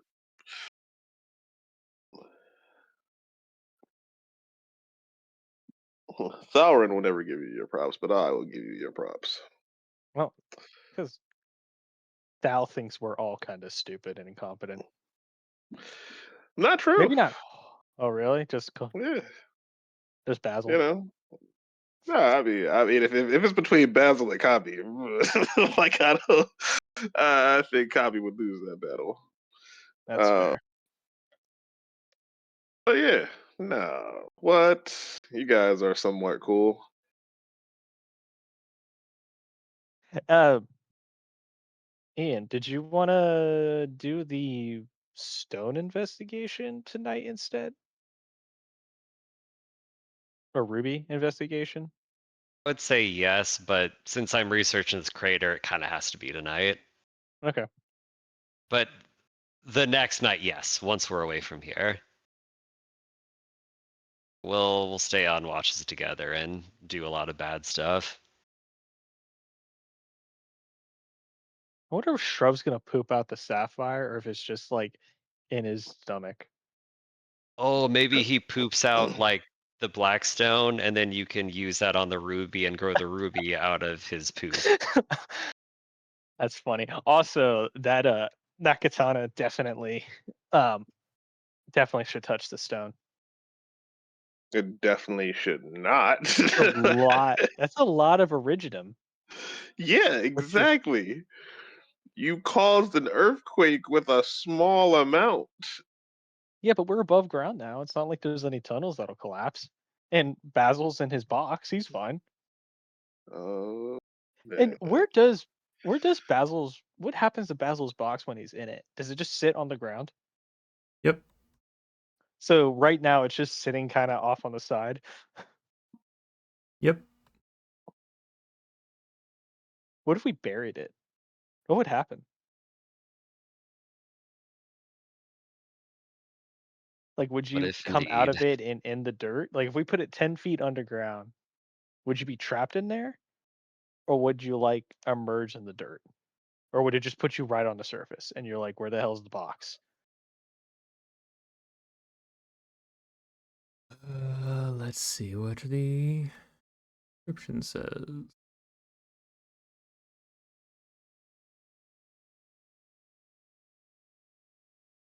You appear in the unoccupied space closest to it. So, yeah, you would appear above ground.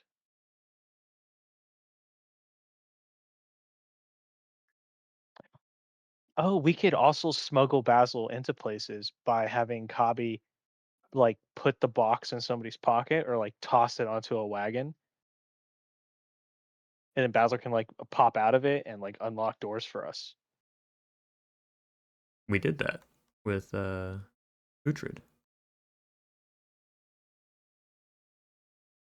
Basil was inside the box the whole time until we got out of the city, and then he realized shit was about to hit the fan and jumped out. Oh, Accurate. yeah, okay. God, I need to pay more attention sometimes. you're just method acting.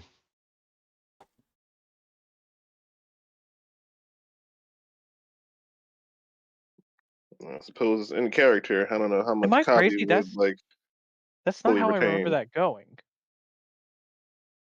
Holo had the box, and we convinced him to come out of the city with us.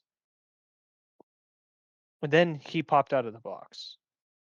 But we didn't like slip Uhtred the box. No, but Basil was hiding inside of it when you all were speaking with Uhtred and then convinced him to leave. Yeah, okay, yeah. That I remember. I'm talking specifically like if we need to get into like a castle, so it's like, oh well, let's just toss the box onto like a cart that's going into the castle, and then the cart parks, and then at night Basil pops out of it and lets us in. Kind of Oh deal. man, that's assuming nobody finds the box and then moves it somewhere. Eh, I mean, if it's like a grain shipment into a castle, we can just tuck it deep under the grain. Could work. Or we could football throw it over the wall. Now we're getting into the bad ideas. Okay. No, think about it. It's a 30-foot wall. Who has a good throwing arm? I bet sure Holo has a good throwing arm. She grew up in the woods. She probably threw rocks. She could just football throw it over the parapet. It lands on the ground beyond. Hopefully, there's no guards around, and Basil just pops out. All right, Thal, so we just get this big tube, right? And we shove the box in there, and then you cast Gust of Wind on the other side and launch it up over the wall like a cannon. Yeah, see, now you're Why, thinking like that. why are you endorsing this? No, we get 20 balloons and we tie them to the box and release it over the castle wall. What is this? Up? Whoever's watching the VOD of this, you can just skip right over this whole conversation. No, this isn't. This is very important for future historians of this. This is the moment that Basil and Kabi became friends. Out of game. Hilarious. Well, we'll see if it actually works. Maybe there'll be a castle in the desert that week. Is Basil aware of the outside world when he's in the box? Yes, he can hear everything going on around him. Okay, gotcha. So we wouldn't be able to like tie you to a dog and just let you go if we want to get rid of you.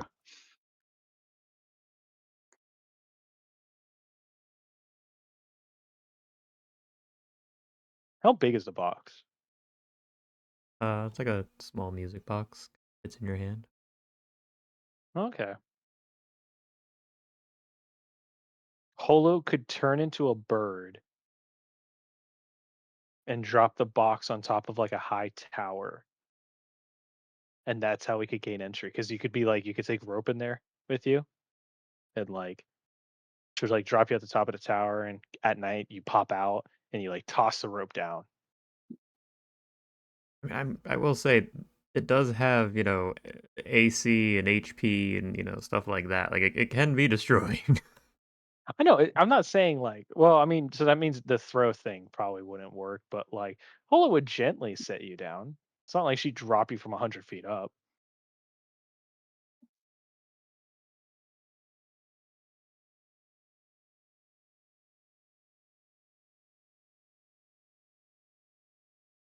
Is it an ornate box? Sure. Be passed off as like a valuable? Oh, I mean, yeah, probably. Okay, so whenever we get to the next city, we're gonna sell it with you inside of it to a local like jewelry store. And when they close down for the evening, you're gonna pop out of it and you're gonna open the door for us. And we're gonna rob them.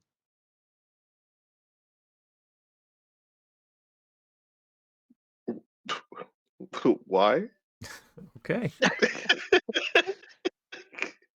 We Why not? I mean, you're acting like that's a weird suggestion. I mean, if we had the party for it, but Like, think about it. uh, Thal, you need precious gems for your magic. So Thal has a reason to endorse this idea. Kabi needs precious gems so Shrub can eat them and poop out Originum. Basil gets and the experience, and okay. Holo gets to lecture us afterwards. I'm actively losing brain cells right now. Could you please stop? Oh god. Fine, fine, fine. We'll I just have returned. we'll keep that in the back pocket in case we ever need to get into a shop like that. True enough. I'm just saying, there's a lot we could do that could make us very rich if we want to just ignore everything else. I don't know what this conversation is, but I'm back. You don't need to know, Welcome. truly. It was. He wouldn't I get it. believe Ian. Let's jump right into it. Okay, so who's taking first watch? Who's taking second watch? It'll be me for first watch. Just you? Yeah, Basil's not Uh, with all the revelations he's just had. He's not leaving the box tonight. And then Holo and Kabi for the second watch. Yep. Alright. Give me a perception check. Would you like me to do it at disadvantage because I am distracted, or just regular? Oh, yeah. Give me disadvantage. I like that.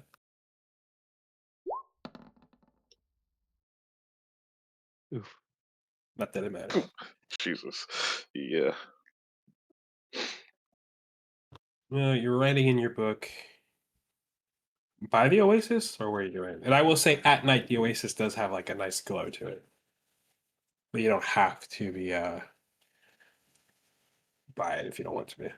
Yeah, I mean, I'd probably be like on the outskirts, somewhere where I can still see, I guess, past the trees on all sides.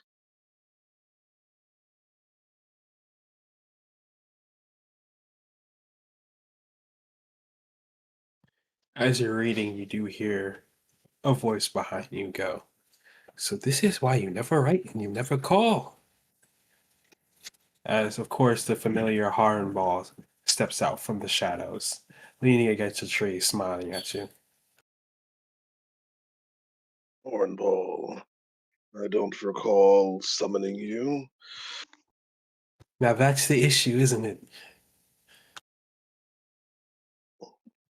Well, we never put a timeline on our next meeting. Well, I was just hoping you'd reach out, but alas, never did. It's okay. I've been keeping myself occupied with others anyways. Ah, well, good. We wouldn't want you bored. No, me bored would be pretty bad for your world. I assume there's something you wish to talk about or something you want from me. Huh, that was a rude guy. I'm here to follow up on my end of the bargain.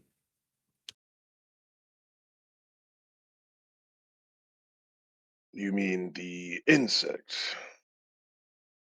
Yes, by my calculation, he should be dead by now. And with that, I will reach into the bag and pull out the bottle. You can kind of see its legs slowly twitching as it looks up at you.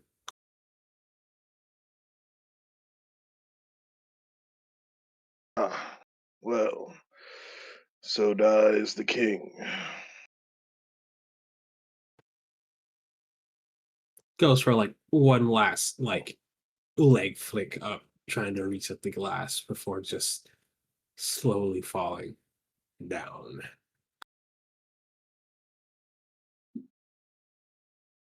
The king, you say? Yes, in our brief moments of conversation, he seemed to proclaim himself to be king. Said he was quite the powerful creature.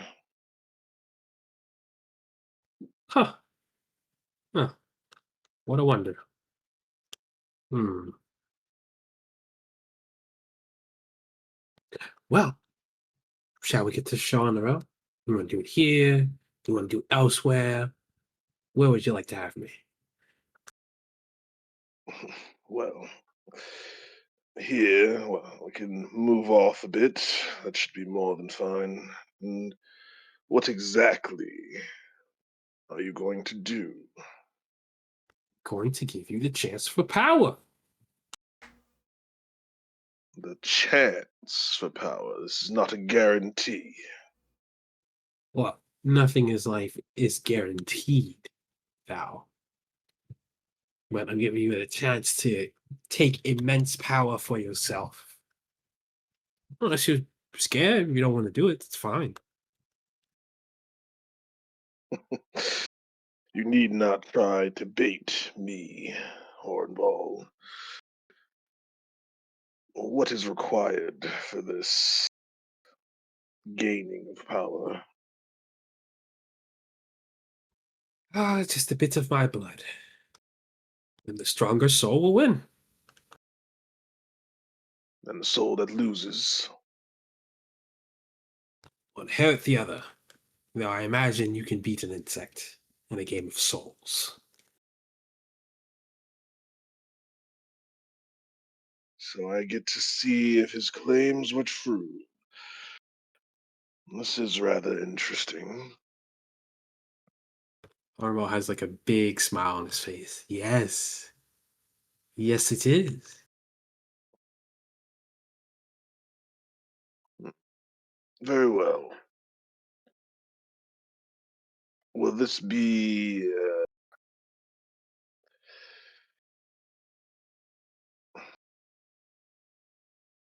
hmm. Sorry, I'm trying to think like how to ask this test of spirits. Is this a test of will, mental strength? I suppose so. Hmm. I have a spell that might aid me. Well, whatever boon you can give yourself to give you the edge, I'm all for it. Very well. One moment. Um, so I do have enhanced ability. I am assuming based off of the words that this is going to be wisdom related, or is this more intelligence? It's a test of the soul, man. That's all I can reveal. That's fair. Okay. Uh, shit. A test of the soul. That might even be charisma. All right. I'm going. I have to roll a dice. I'm gonna do enhanced ability, and we're going to do it for charisma. Yeah. We're gonna do it for charisma and hope.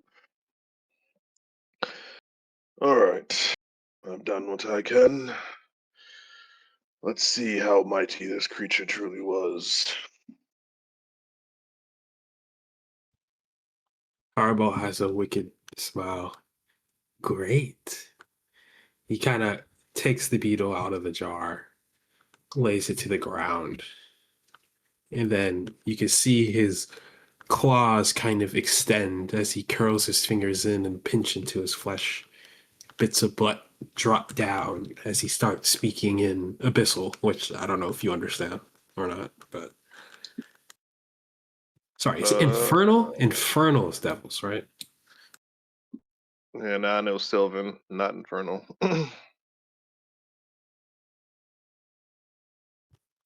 He's speaking in Infernal with the drips of blood drop down, glowing a shining red onto the corpse.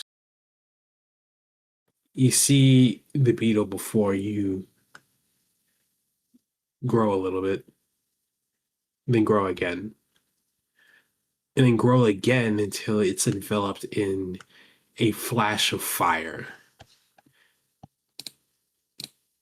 All you hear from this fire is, "So, a chance."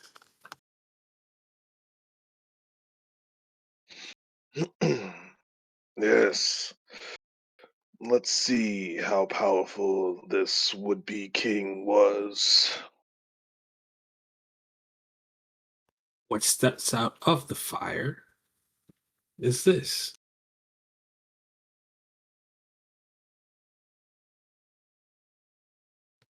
A hulking Oh, figure in glistening black armor with a blue roll, with blue glow kind of scattering across and shining blue spectral wings on his backside as he looks at you and says, "So you wish for an audience with the king?" I wish for the king's power. He kind of scrunches his hand together, kind of taking his form into consideration. Ah, so you were always aware of my power. I suppose you assumed I would never have a chance for my revenge then? One can never tell where destiny may lead them. I attract power to me because that is what I wish. You, in this new form, are, well, a bit more impressive. But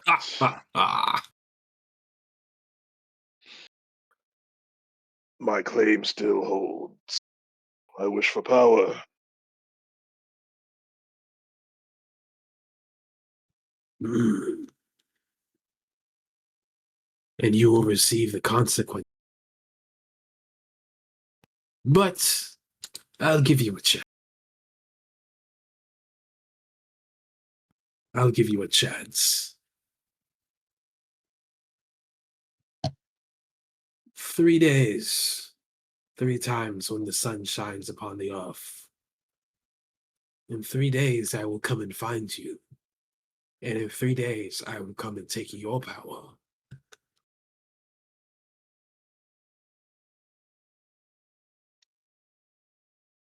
Interesting. And where exactly does this chance for me to gain yours come? And Holler and Ball kind of steps from behind, clapping, and says, "Did not expect that. This one has quite the spirit, Thal. You sure you want to go head to head with him?" Ha! Anyways, it's a rather simple approach. Whoever kills who takes the other's soul, gains the power. Interesting. And this is single combat. No, that would put you at quite the disadvantage. Whatever resources you all have available is what you can utilize. It's as Three. long as you deal the killing blow, I suppose.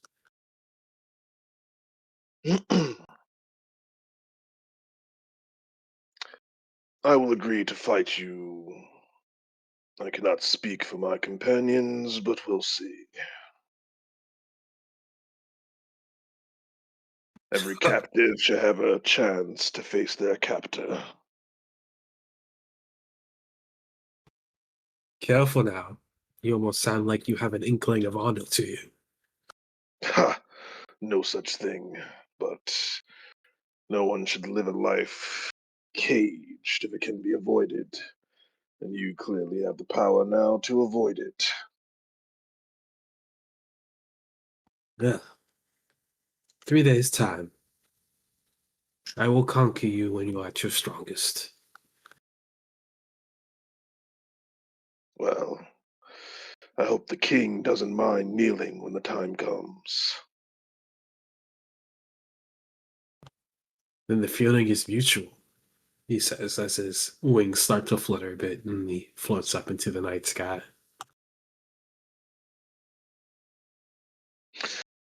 Quite the backwards deal you've given me, Hornball. And you wonder why I don't call. Well, sorry, but it's a chance for some very strong powers. Yes, indeed. I don't suppose you would be in the market for a potential deal. You see, he has a huge grin on his face. Oh, I'm always in the market for a potential deal, my friend, especially from my most loyal customer so far. I'd imagine you know this creature's weakness, or to some degree, a way to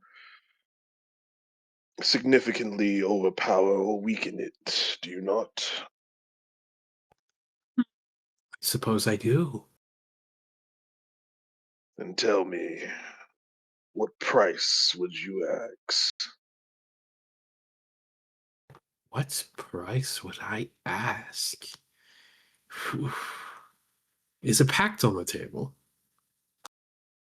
Not as of yet. I haven't become so desperate for the need of another's power. Boo. Very well. Do you have an offering? An offering.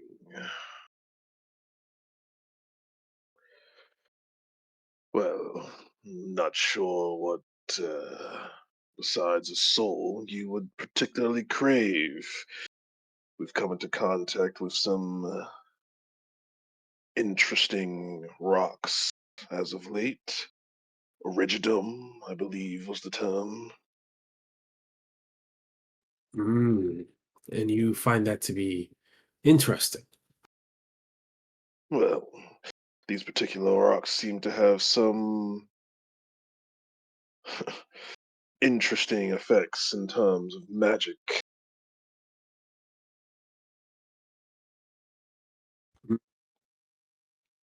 Interesting, but not really my cup of tea. Hmm. I doubt you would care much for any studies or books. So, you have something in mind. Come now. No need to play the coy game. Well,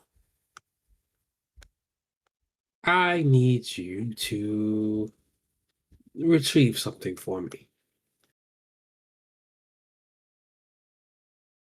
And where is this item, creature?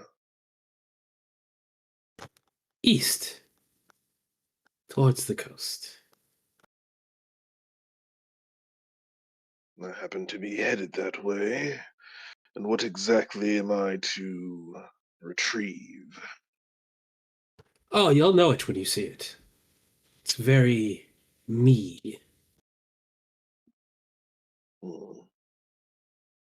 But you'll find it where it seems all things converge over on that side of the world.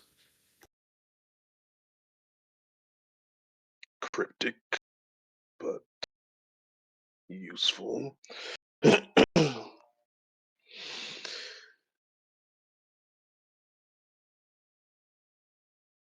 I'll summon you again tomorrow night, and you will have my answer. Very well. TikTok. The king is prepping as we speak. Yes, I'm sure. Very well. Well then, till next time. Ta ta! As he does a little spin and kind of disappear into a puff of flame. Hmm. Well, I'm sure they're going to love hearing about this.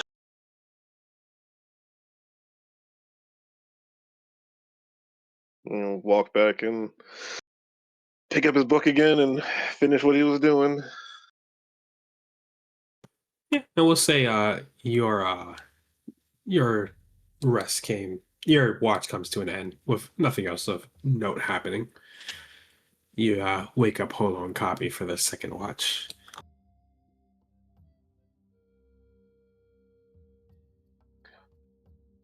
Not much to report, at least not right now, but we should all have a conversation in the morning. Very cryptic, Thal, but okay. Yes, cryptic and ominous. Not how I like to wake up. It is the way of the world, unfortunately. Enjoy the watch. I'm gonna go and lay down.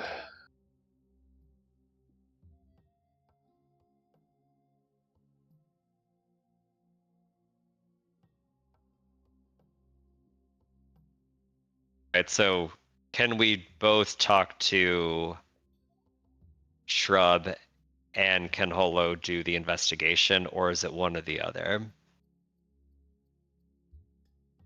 I think you can do both. Avi, Yep. I've reinvigorated myself with the nature's power. I think we can talk to Shrub again. Oh, really? Oh, that'd be great. Yes, I figured be curious to actually speak with him, not just communicate well, I don't know, intuitively, I guess, versus with actual words. But Will go ahead. Will I be able to understand him as well, or are you going to be kind of like a translator? Well, I will attempt to connect us telepathically as like a group of three. But if that doesn't work, I might unfortunately be telling you things secondhand. Ah, okay. I'd like to hear his voice. I'll do what I can. But rest here a moment. I will uh, slowly cast this so it doesn't take up too much power. So Hola will Okay. cast this as a ritual. Um, you see her sit cross-legged, put her hands on the sand, and you see, like just very like a light cloud of sand swirling around her. And over time, she does cast it. And yeah, she casts it on herself, and she can speak with the beast. And she'll also try to telepathically connect all three of them together using telepathy, which is certainly rule of cool. I'll allow it. Good. Do you want me to link it, or are we good? Just go for it. Let's vibe it out. All right, Cubby, sit there. Shrub. And she pats next to her. We will make a triangle of communication. Is that okay, Shrub? Come here. He does walk up.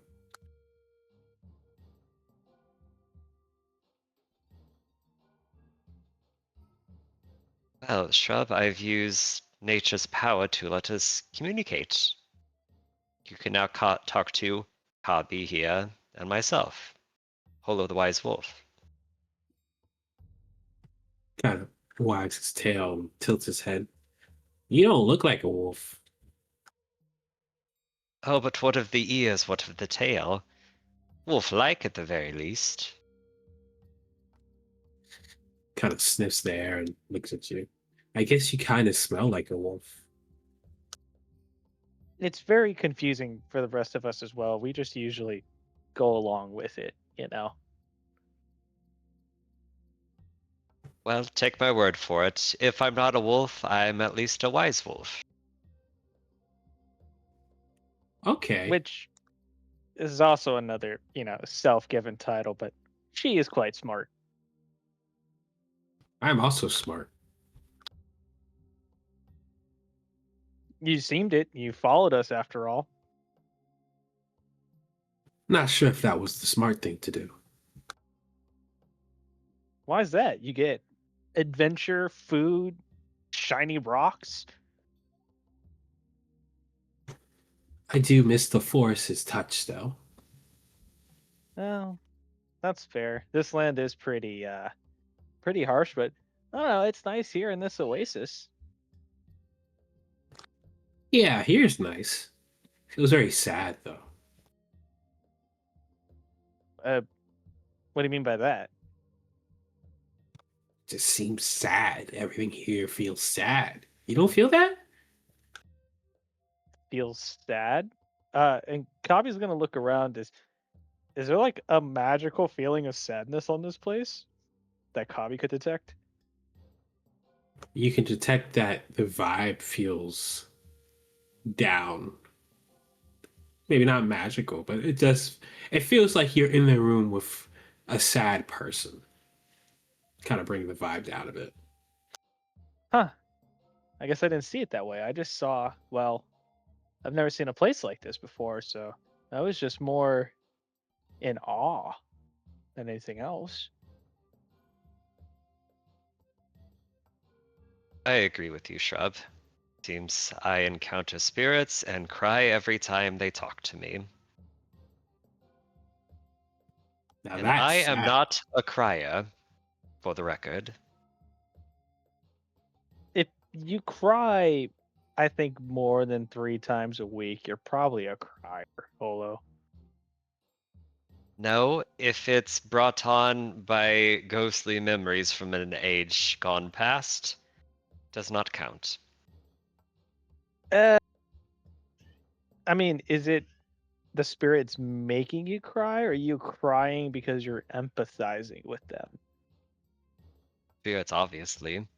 Oh, okay. So yeah, blame the spirits. Okay, then you don't typically cry. Look, we're not Mm, talking about me right here. We're getting to know Shrub.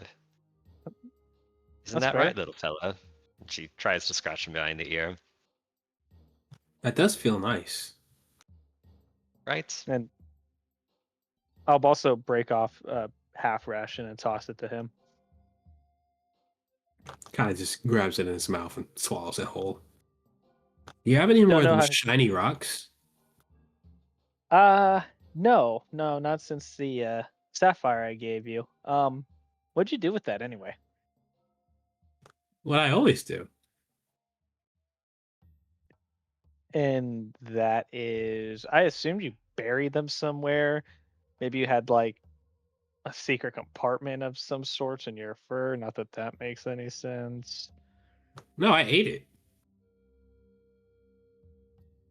You wait. You, you ate the sapphire Yeah.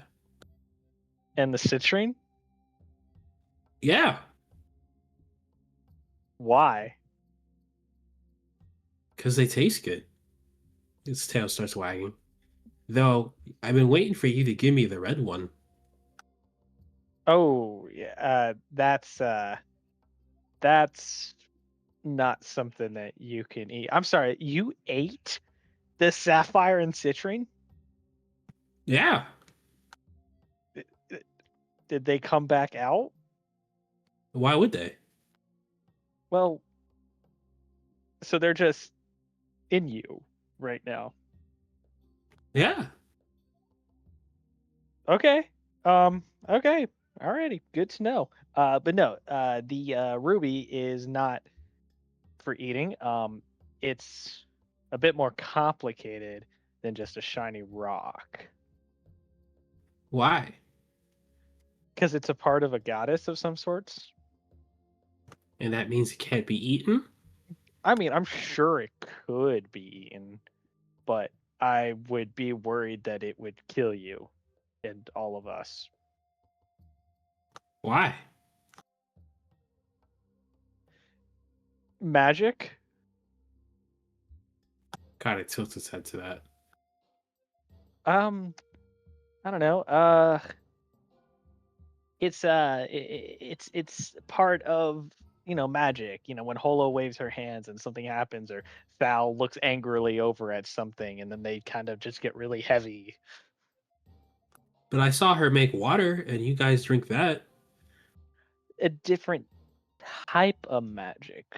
Um, wow, I've never had to explain magic. I barely understand it as it is. Holo, care to pipe in? No. Okay, yeah. I'm sorry, Shrub, but this rock is not for eating. Oh, We'll find you other rocks for eating, just not this one. Phil kind of wags like that and says, "Okay, yeah, that works." So, when we met you, you were traveling, or you were serving as a messenger for someone. What was his name? Malgar, right? Yeah, Do you like come from somewhere, or did he just meet you in the forest and ask you for help? I ate one of his shiny rocks. Oh, really? What color was it? Yellow. Oh, okay. He's a dear friend of mine. Thank you for helping him. No problem. He was very nice. He wasn't even mad about the rock. I stole it rather easily. That sounds like him, all right. But he was never one to care much about material things. His saber-tooth form is quite fearsome, yes? Ah, the big cat. That was scary.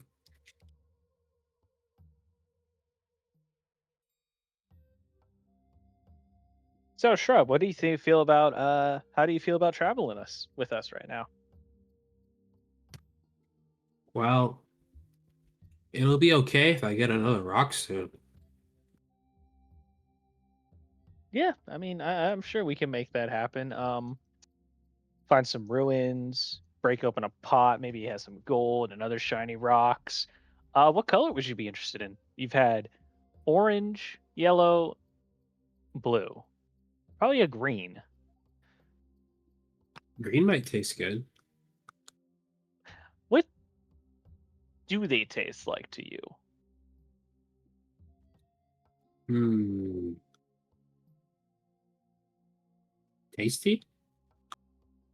Uh, I mean, if you could compare the sapphire you had yesterday, if you can compare that to when you drink water, eat grass, have that beef jerky. It tastes like what your face looks like when you pick up the rock. I don't have the vocabulary to understand that. Vocabulary? It okay. Well, you eat the rocks. That's good to know. And you've never pooped out these rocks after you eat them? They're just never come back out? Why would that?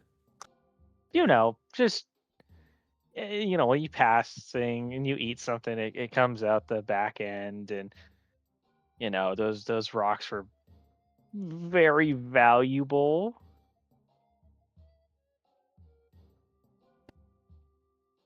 Valuable. It's like it's like this. He's gonna pull out a gold coin. Like, do you see this? Can I eat that? Wait. I'm making an example. So, like, one of the rocks you ate could be worth like a whole bunch of these. You understand what I mean? That, like, if you have the rock and you eat it, you can only eat it once. But if you hold on to the rock and let me sell it, you can have like 5 of these. But the rocks taste better than those. But you don't even know what this is. You don't know what it tastes like. Of course, I know what it tastes like. You know what this tastes like? I thought you just asked me what this was. You didn't know what it was. I don't know what it was, but I know what it tastes like. Oh, so you've had these before, Yeah. and you still prefer the rocks, Yeah. even though the rocks could be worth like 100 of these. The rocks taste like 100 of those. Well, That's fair, but do you see what I'm trying to get at? You can have one thing once or one thing 100 times. I just eat them as they come. Okay, that's fair. Here, and he'll toss him the gold coin. And he does just immediately take it in his mouth and swallow it. And that happened. Yeah, all right. Well, if anything ever comes out, just let me know. Okay? Okay. All right. Thank you. Thank you. Um you're not magic, are you? I still don't get what magic is. I mean, you're just normal, a normal fox. Like you don't grow wings or turn invisible or breathe fire. What's a fox? It's what you are. Is that what they call me? Yes, like I'm a kobold. I know what you Kobolds, are. you know what I am? Yeah, Like, you know what a kobold is outside of meeting me? sure. What is sure isn't an affirmative. It's like yeah, okay, whatever you say. I need a yes or no. Have you met my kind before me? Yes. Where? Back in the forest. Okay, was it one or multiple? Some? Some. Okay, what color were they? Black? You met black scaled kobolds, or you saw black scaled kobolds. Yeah, I think. What do you mean by you think? He kind of looks at you and just lowers his head down as it's kind of frustrated and confusion. I'm not. I'm just asking. I'm sorry if I'm asking too many questions. It's just I've been looking for more of my kind. Well, we're far away now. That's true. Well, do you remember anything else? Maybe what color outfit they were wearing? Maybe a specific pendant? Some wore white. Wait. Cobby's gonna start rummaging around his bag for Eddie's robe and the little. It was an eye pendant, correct? Yeah. Yeah, and he's gonna pull it out and ask Shrub, "Is this what you saw?" Yeah. Huh. So there were more of them, not just Etty near Moreberry and Woodhurst. I guess.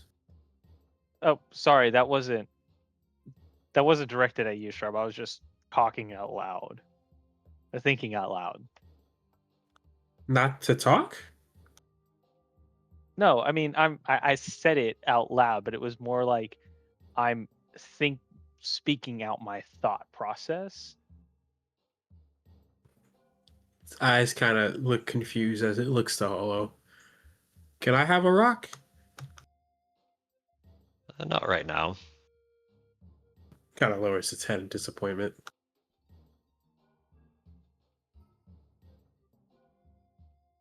I wonder what they were doing near Moreberry and Woodhurst. I mean, we knew Eddie was working in the town, masquerading Probably as a a merchant. probably a question for Enoch. I bet he probably knows something about it. They're wearing these Yeah. robes. Yeah. More black scale kobolds. You know, we didn't see many black scale kobolds on Obeah outside of the ones that interacted with the priestess. Oh, so they were your color, but the black scaled ones rarely showed up, but they were present. Uh, I only saw the one that, well, that gave the ruby to the priestess in the warren that I stole promptly right afterwards. I see. Well, we must keep an eye out for them then. If anything, And out of your curiosity, since, as you said, you wish to know more about them, which I can certainly empathize with. And I think was the one in my vision a black scale kobold? Just to confirm, I'm pretty sure. No, you saw a black scaled dragonborn. The kobold you saw in your dream was red. Oh, I got that flipped. Okay. Hmm. Well, thank you, Shrub. That's good to know. There was more of them kind of working around there. The next rock we find, hopefully a green one, is all yours. Okay. What about right now? We don't have any right now. No one has any? Uh, well, I'm gonna shoot Holo a look.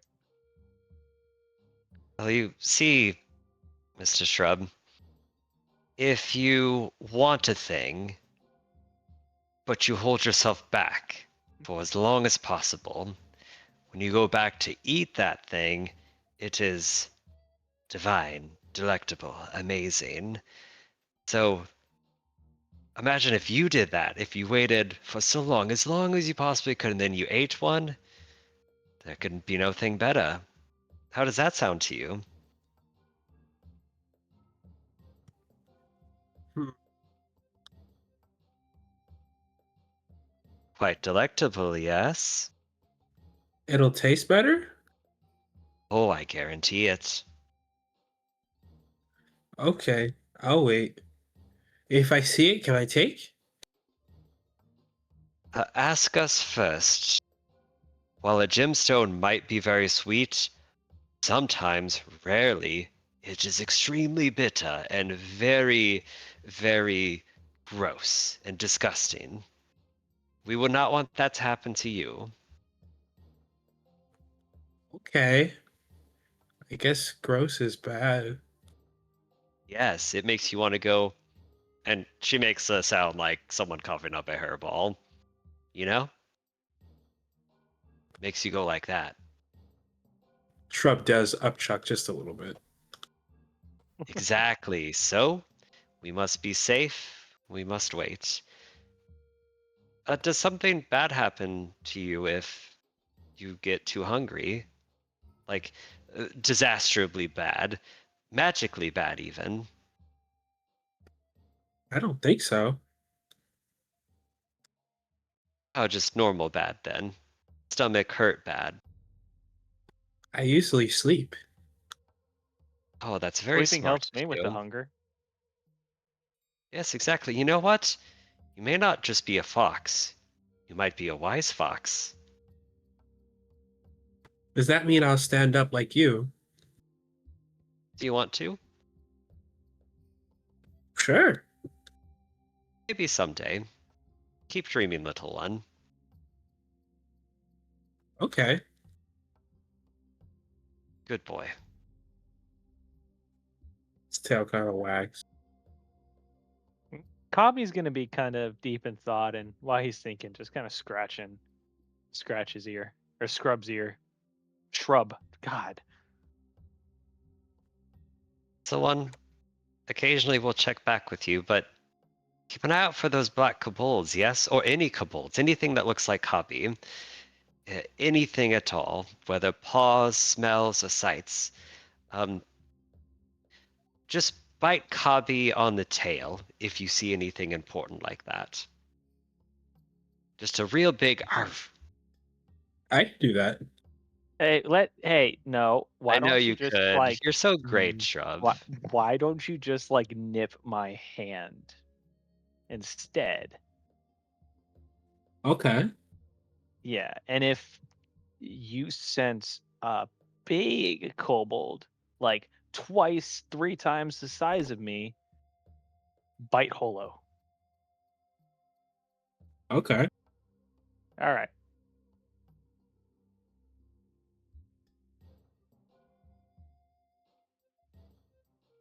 Is that all, Kabi? Shall I sever the connection? Yeah. Unless you have anything else you want to tell us, Shrub, about yourself, maybe some, you know, anything. Help us get to know you a bit better. No. He kind of gets up and walks over to the oasis. Starts drinking the water. I'm gonna look over at Hole and go, "Oh, so you can drink the water." Can and should are two different things, Kavi. Well, no god has come down to tell me otherwise, so I'm gonna go take a bath. Just so you know, I have no way to remove a curse from you. It's water. God, you guys all act so weird around places like this. And he'll get up and kind of go off to the side, find a shrub, a bush, and then trip down and go take a bath.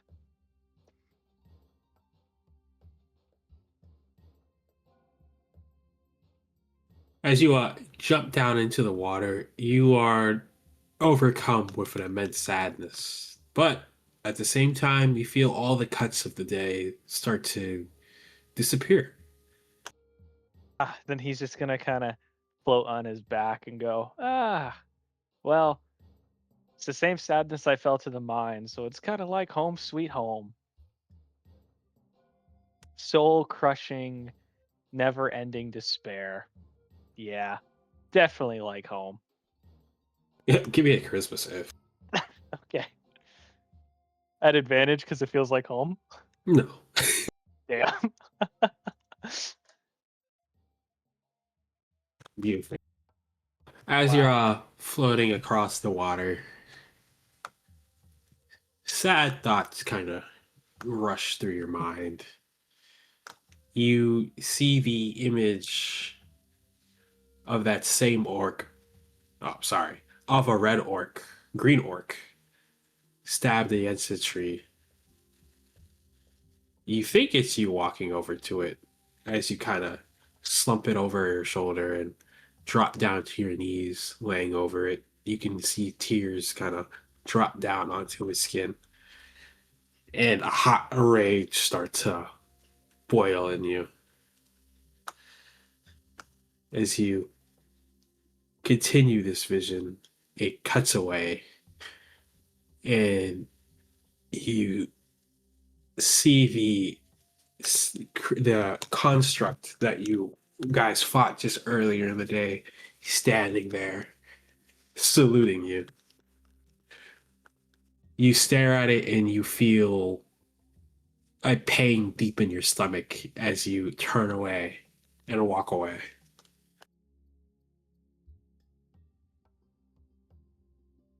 And that's it. Oh. Huh. Well, this is a depressing place. I guess Holo and Shrub was right.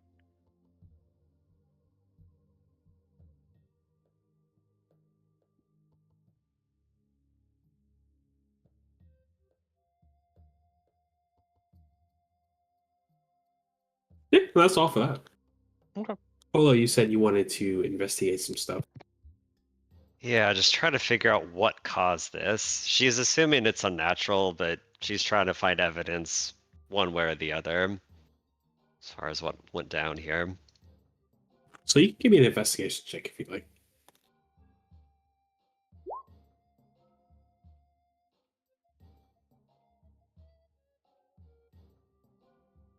18. As you're wandering around the rims of the crater, you put your hand across. You notice key details, kind of investigating the area around. You see that the walls of this, though slightly degraded, look rather smooth, as if you were pushing something into the dirt. As you kind of soak around by the oasis, you see that there are actual little bushels of wheat there in small spots that look like uh, overgrown remnants of tilled land. You see that same tilled land kind of spread around by the trees as well. Obviously disheveled from the probable feet that has walked across, but there nonetheless. you find various bits of bones and pieces of different creatures, probably having a run-in with the construct that you guys fought before. And that's really all you're able to discover immediately here. Okay. Hello speaks to herself. Well, humanoid maid, certainly. And these Tias, perhaps this was a shrine, someplace important. Or the wheat field might imply a village. So was this place protected by calamity then? Perhaps it was not a creator made from destruction, but with care.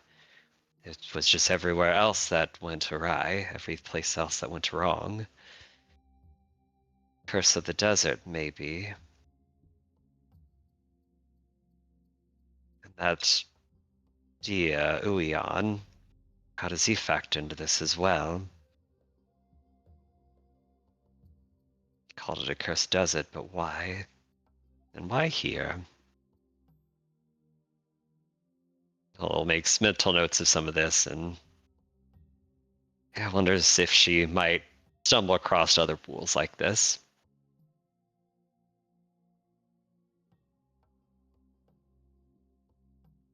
As she'll also take a piece of the petrified wood from one of the trees for analysis later. She's not sure exactly how she'll do that, but she comes across such a petrified thing again, maybe at least a point of comparison to see if similar calamities came across this place. Yeah, you're able to grab a branch that you're able to force off with a bit of strength. Okay, cool.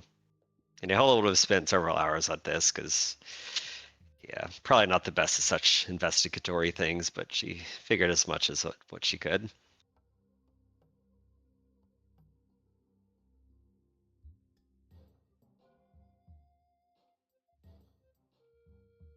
Anything else for you? That'll cover it. All right. Well, then the sun starts to rise, and we can move you guys back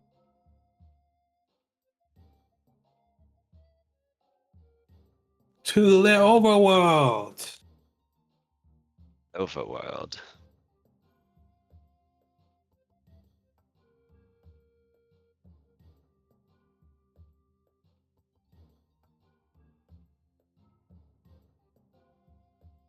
Yeah, once everybody is woken up and they've kind of gotten together, Thalrin will call everyone over. There's something I need to speak with you all about.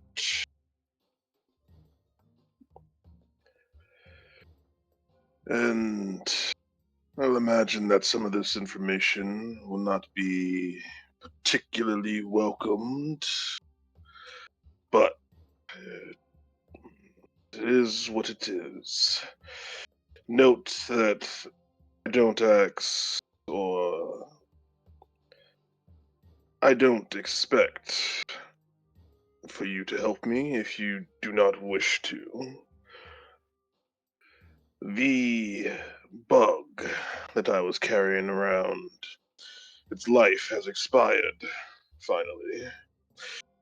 Unfortunately, it seems its soul came back quite powerful. And in order for me to well, in order for me to claim its power as my own, I must defeat it in combat in 3 days. It seemed potentially formidable. The second part is that Hornball has offered me another deal in assistance of this fight. One that I have not accepted as of yet, but am considering. He wants a item of unknown I have no idea what this item is, nor what it might do. Apparently, it is towards the east, near the coast.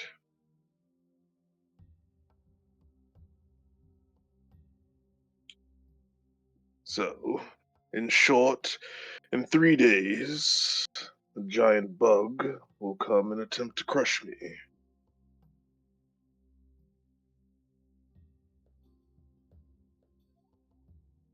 And it's already been decided. There's no way to stop him. Well, he seems rather hell-bent on it. Can't say I blame him, of course. He was trapped in a jar.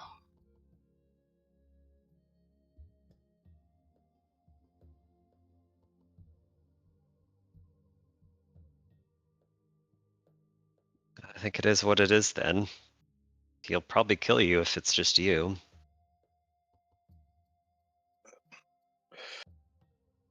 You are probably correct. Excuse me. I mean, no offense, You of are. course. None taken. I know my capabilities. I could probably injure it, but yes, I would more than likely die if circumstances were not in my favor. If none of you wish to partake, I will do this deal with Horridball. I may do the deal either way, depending on what he can offer. This item to the east, I would have to retrieve.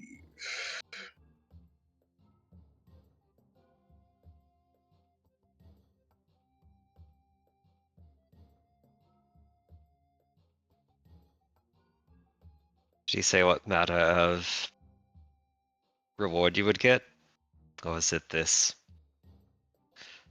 word power that keeps coming up so frequently? The reward will be forthcoming. Either knowledge or potential advantage against this creature. And in return, I give him this item. Apparently, he says I will know it once I see it. More ominous knowledge. Indeed.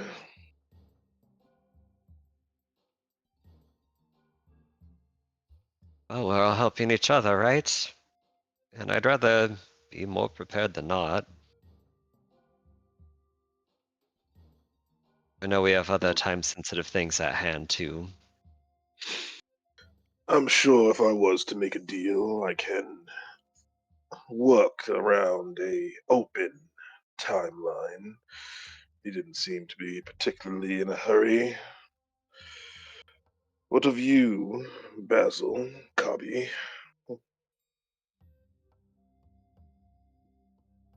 Well, not entirely inclined to say that a deal with a devil is correct path, and as one who is unwillingly bound to otherworldly being, it's not exactly all it's popped up to be.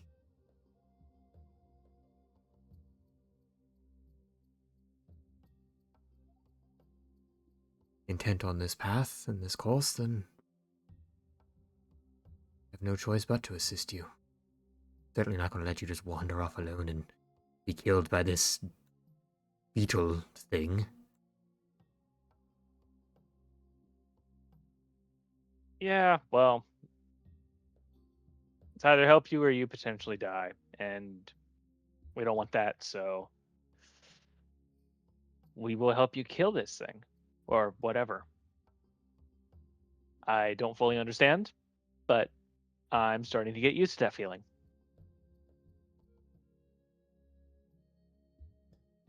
Very well. And in regards to this potential deal, it could be quite the boon to get something or to learn of something that will significantly weaken this creature.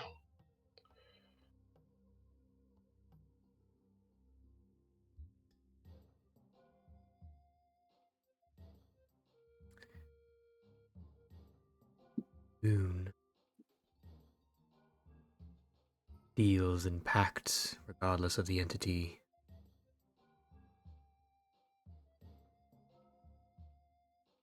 With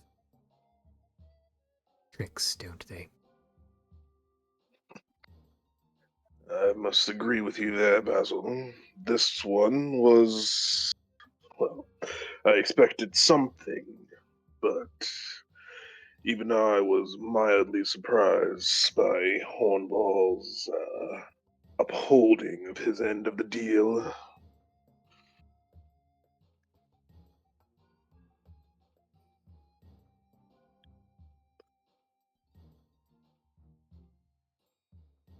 He hasn't gotten what he wants out of you.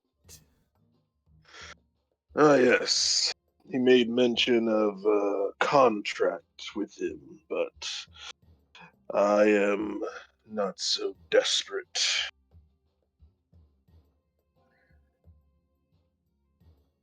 Eric, Yes, I know you want power, but I would encourage you not to sell your soul for it. An eternity is a long time. indeed it is. And I would not do such a thing unless I had no other choice. All options closed, if you would.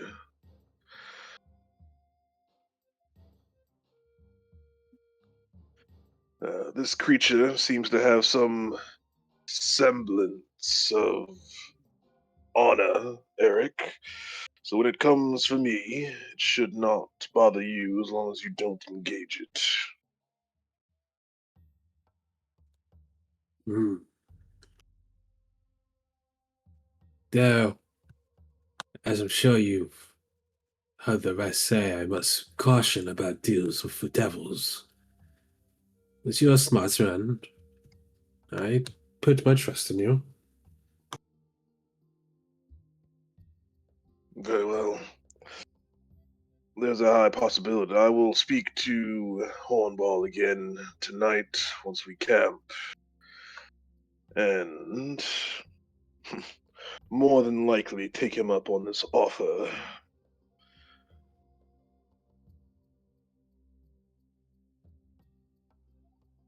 And I'll see what this item is that he's so interested in.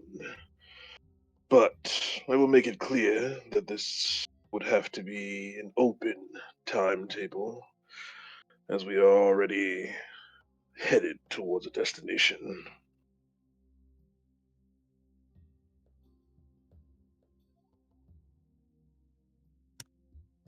Just know that we are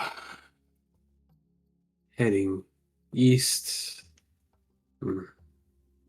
Either way, I trust all of y'all's judgment. Wherever you go, I will follow. As I'm sure when the time comes, you'll step up when I need.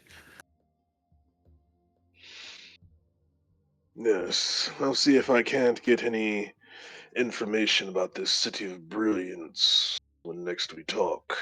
Perhaps we can gleam a particular direction, but that is all that I had to say. And, well, it is appreciated that you have chosen to fight with me. While you may think that you did not have a choice, I most certainly would have said you all did.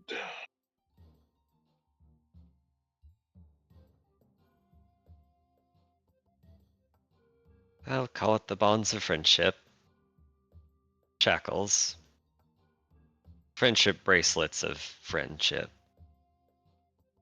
You know what I mean.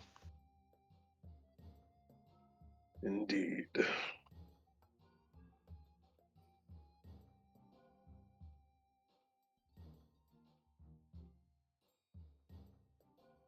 sounds like a plan. We head east today, see as far as we can get. Cautiously as well. We know not what we might run into.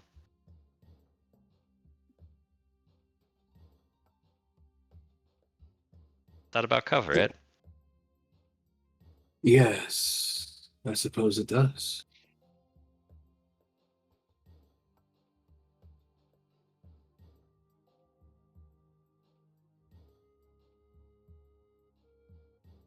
Yeah, guess head on off.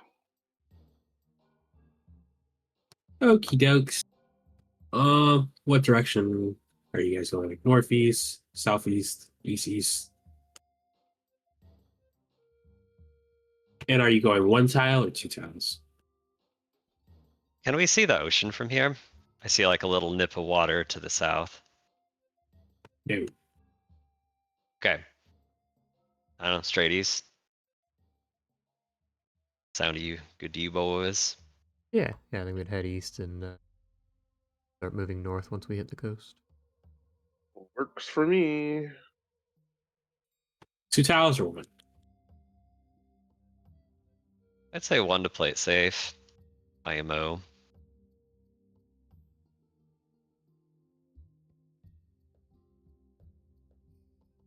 Yeah, one works.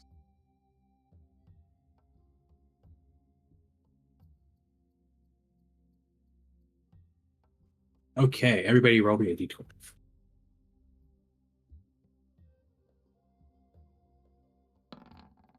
Oh, you said D12, sorry. OG12. All of us heard Everybody roll a 20. d20. I'm about the only one who heard 20 there. Yeah, no, I definitely thought he said 20. Yes. Yeah.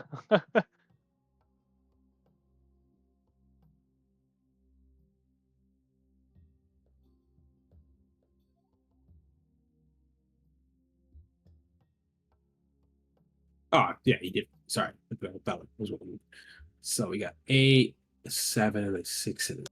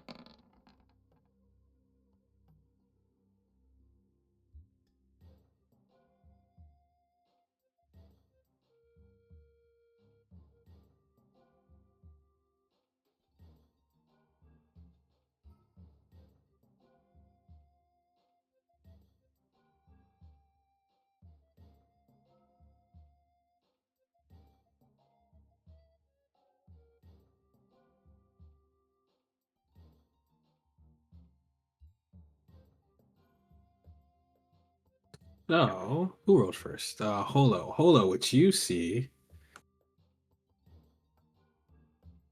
and it's where you guys are standing because we're using Holo as the survivalist.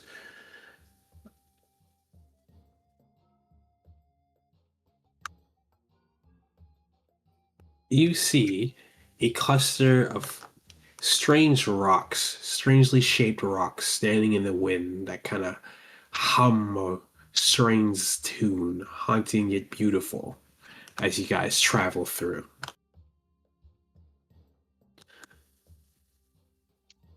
Basil, what you see,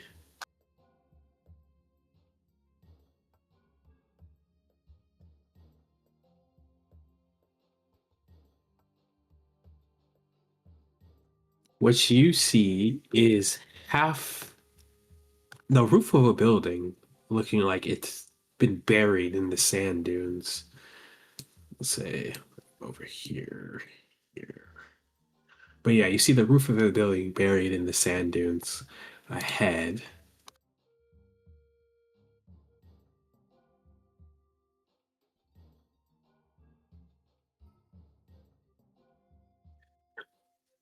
Dalrin,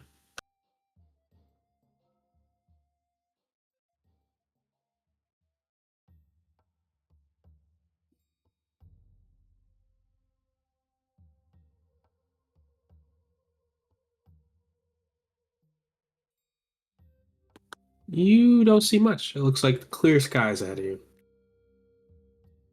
Gotcha. And Kabi,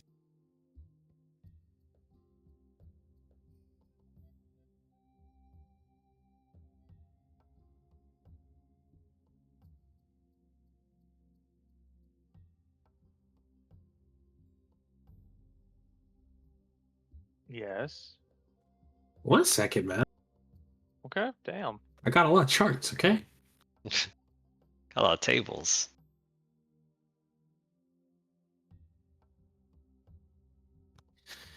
You see the ruins of another building, though you see something shining in it in the distance. Shining in it. Yes. Ooh.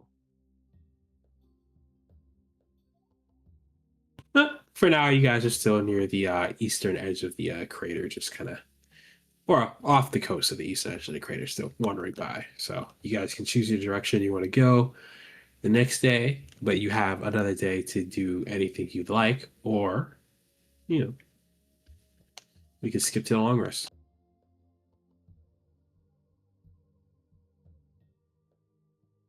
I guess a question that can happen at any given moment, I guess. Does Holo feel this? She's trying to figure out, did that rage form come from that orc at the Pool of Tears, or is that a hangover from the rage wolf that she communed with a few nights ago? You do feel a lingering rage hovering in you.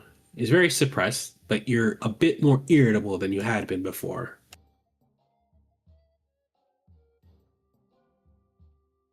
Yeah, on the road, anyone sitting next to Holo might hear a very faint grinding of teeth as she just looks forward.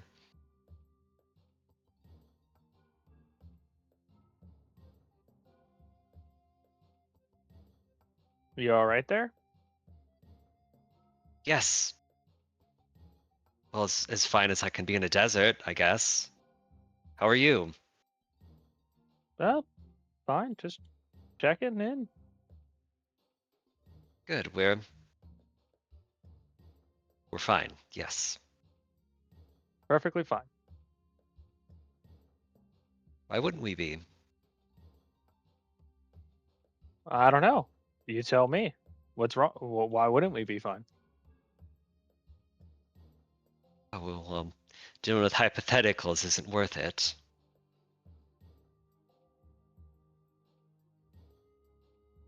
We can just be happy in the desert sun. Oh, am I kidding? Whatever happened with that wrathful wolf is digging into my skin a little bit.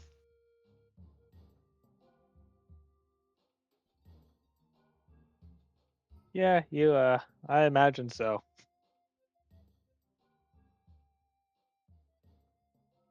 Oh, I You will. want to talk about it? Not much to talk about.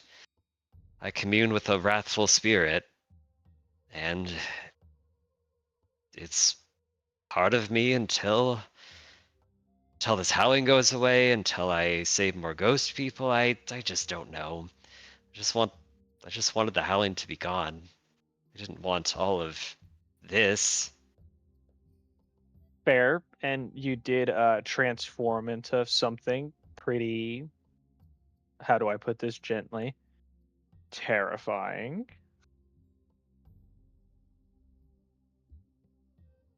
Of I did feel rather powerful and You angry,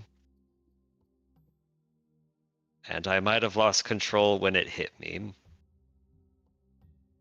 A little bit. a little bit. So I guess in the future, if I have a headache and I try to transform, I might turn into a beast. If attacked, I will not pay attention to any of you but the enemy. We might have to play around that a bit. So, all of you, I will let you all know if I have a headache. Gotcha.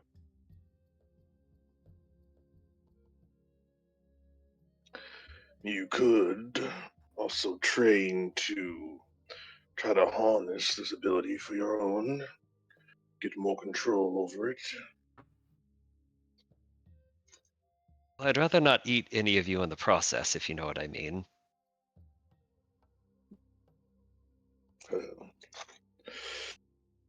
Fair enough, but I would still give it some thought. Oh, maybe I can train with you. Okay, next time it happens, I want you to slap me, and then I'll try to hold back. Yeah? Easy, right? Nothing worth gaining is ever easy. Then you agree. You'll help me then. She gives you like a menacing grin. Fangy, toothy grin. Very well, Holo. Next time you have a headache, I'll send a hit your way. He gives you a even more sinister grin. Wait, you're serious? Why? Why not? 'Cause I don't want you to have a scar like I have. It's obvious. Well, do you want this form to control you at a random moment's notice, or do you want to be the one in control? It would be nice, but I won't have to make you bleed for it. You Well, lack a little bit of common sense, I think, though. No, restraint. Yes, that is the word I would use. You lack restraint. experimentation comes with risk. They should be weighed longer than 5 seconds at least. No. Sometimes you have the opportunity to think things over. Other times it's best to just, well, figure it out as you go. Hello throws her hands in the air. Ah, stubborn as a duergar, is that how the phrase goes? Well, I suppose so. But Well, even if it's not as direct as an attack when you're not feeling the best, I would still come up with ways to test yourself. yeah, you might be right. And if I'm to be communing with more wolves, it might be necessary. Yes. There's a particular spell that I have been working out. Came from one of the books I found. If I have the time, it may be useful should you feel a bit irritated. So in case we would like to unleash me in a crowd of enemies, we'd have a way to pull me back. Potentially. That might be worth looking into. But I know you have other uses for your time to become more powerful. But if you don't mind, it would put me at ease to know that we'd have something, some tool that we could use outside of tidying me up. And I don't think you could actually tie me up when I'm in such a state. What did you call it? The bonds of friendship. I'll put more effort into the spell. Oh, I thought you meant to tie me up with bonds of friendship, and I thought, you're going soft on us, Thal. No, I'm afraid that is not something that I do. Try it sometime. Try commuting with a ghost that makes you cry at the drop of a hat. Great fun. Yes, I see you enjoying yourself to the fullest. Sure. Why not? We're all a masochistic bunch. Look what we're doing out here. Bunch of weirdos we are. Well, I can agree with you there.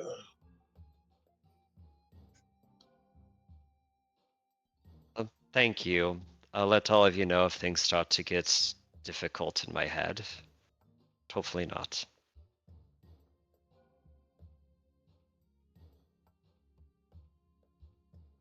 Basil, Yes. you can feel Don Atkins kind of crawl his way up to your neckline and go, "So,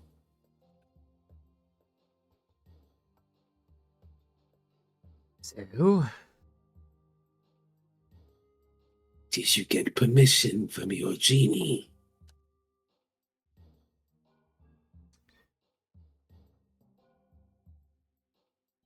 yes,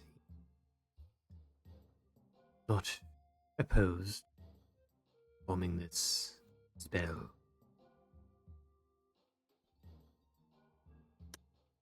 Do you need an explanation? This one is simply a matter of transmutation. We won't be doing any crazy rituals or the such at this moment. Well, I suppose, a bit more detail. Be nice. Perhaps once we stop to rest and such, camp, gather my companions for a bit of a little bit extra security.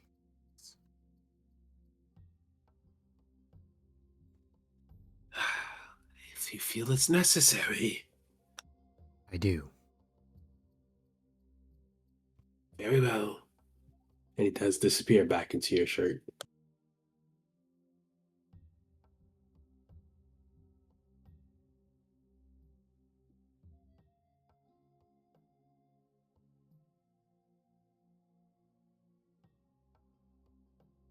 Anything else for anybody for the day?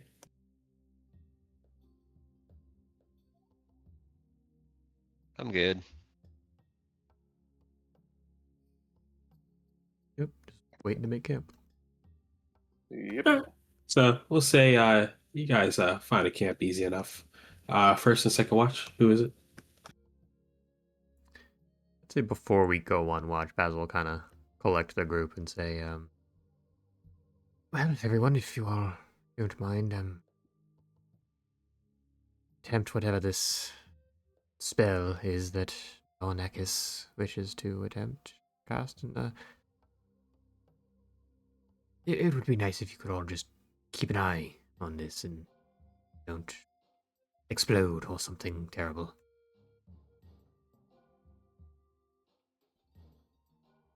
We can watch from a safe distance, be on the guard for what may come. Should be interesting to see this snake at work.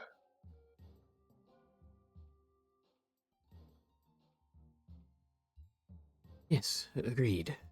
Be something other than spur in my ear time. Cobby, do you mind? Would feel better if you were part of this. Okay. Sure. Yeah. What you need?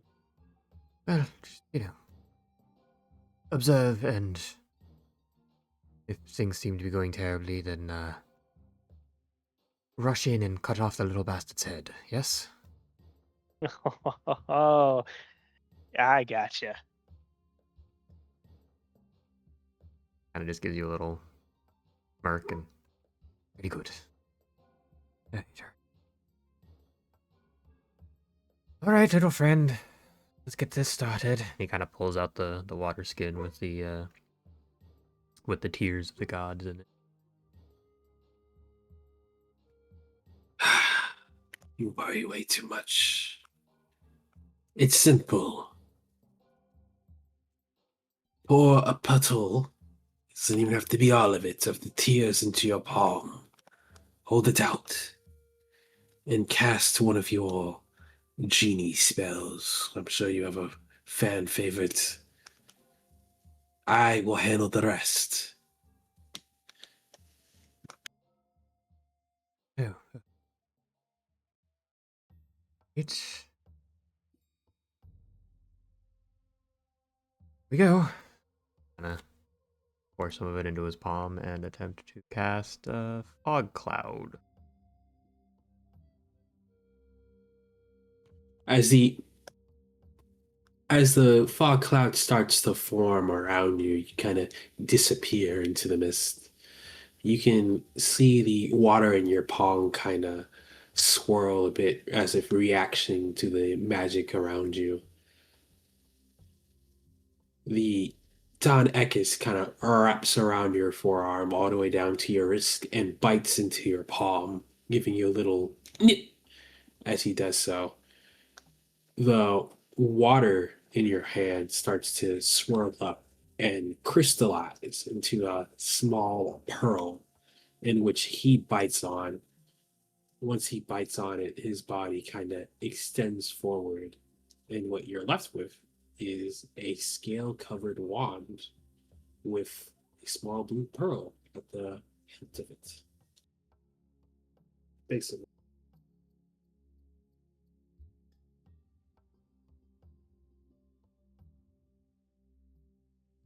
Oh, well, that was not exactly what I was expecting. The wand kind of speaks back to you. I told you it would be fine. Wait, you're inside of this thing now. Yes.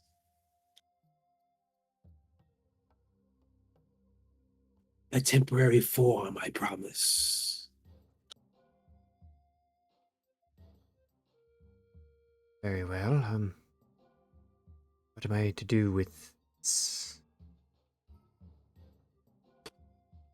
I am currently using the goddess's tear as a battery, bolstering my strength, providing you with boons as well.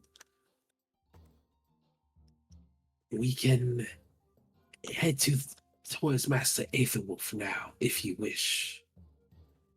Or we can go and collect something else to the west. Though I know you're rather impatient and lacking of trust.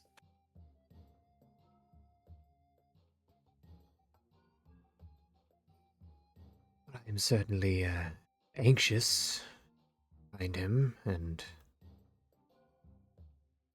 free him back on our mission. Already here, side of the desert. No, no. We will go and continue toward him. Whatever other objects you suggest, we'll have to wait. Very well. This will be enough for now.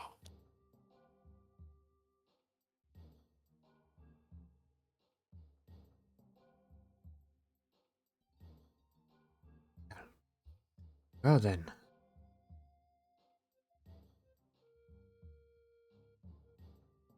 And I kind of just turn back to the party and kind of show them this new wand that he has. That was very weird. Yes. Certainly interesting.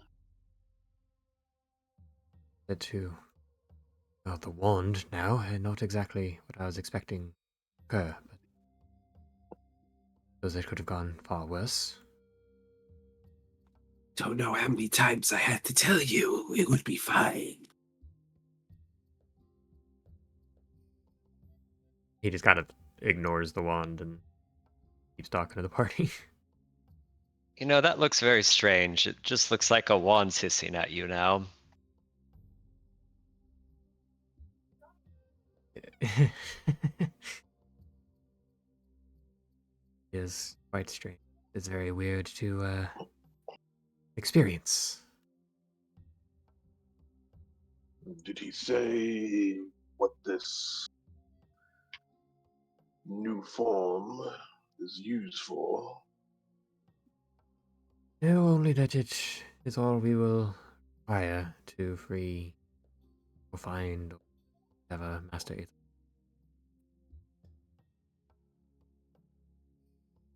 So we're going to see him next.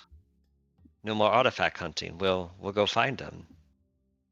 Yes, yes, he offered to track down and have us acquire yet another one, but I am getting a little impatient and would like to find him immediately.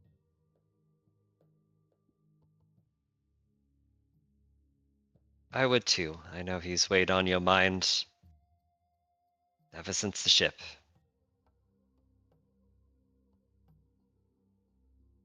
He has. Thank you for understanding.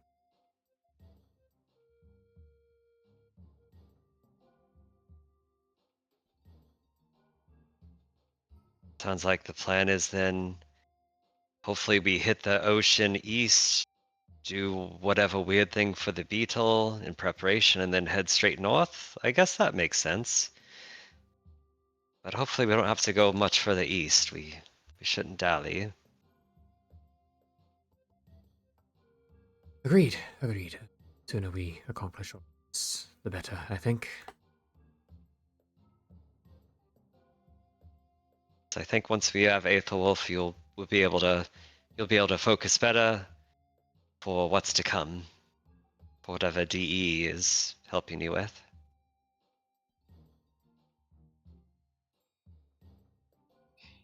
Well, once we find Aethelwolf, is that not the end of your journey, Basil? Oh, no. Master and I were on mission. This is something that I assume we will want to see through to the end. What I meant was that is the end of your journey with us. You will then go back into the service of your master and go wherever this mission takes you.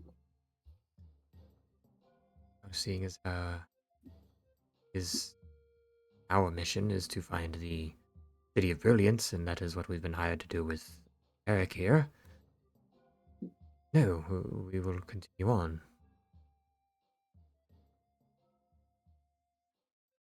Very well.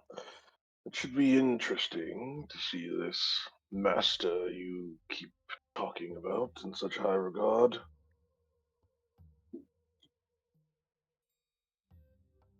Yes, rather enlightening.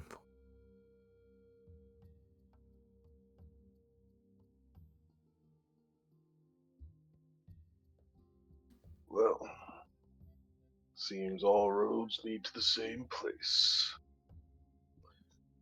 I'll take the first watch, should you all wish to get some sleep.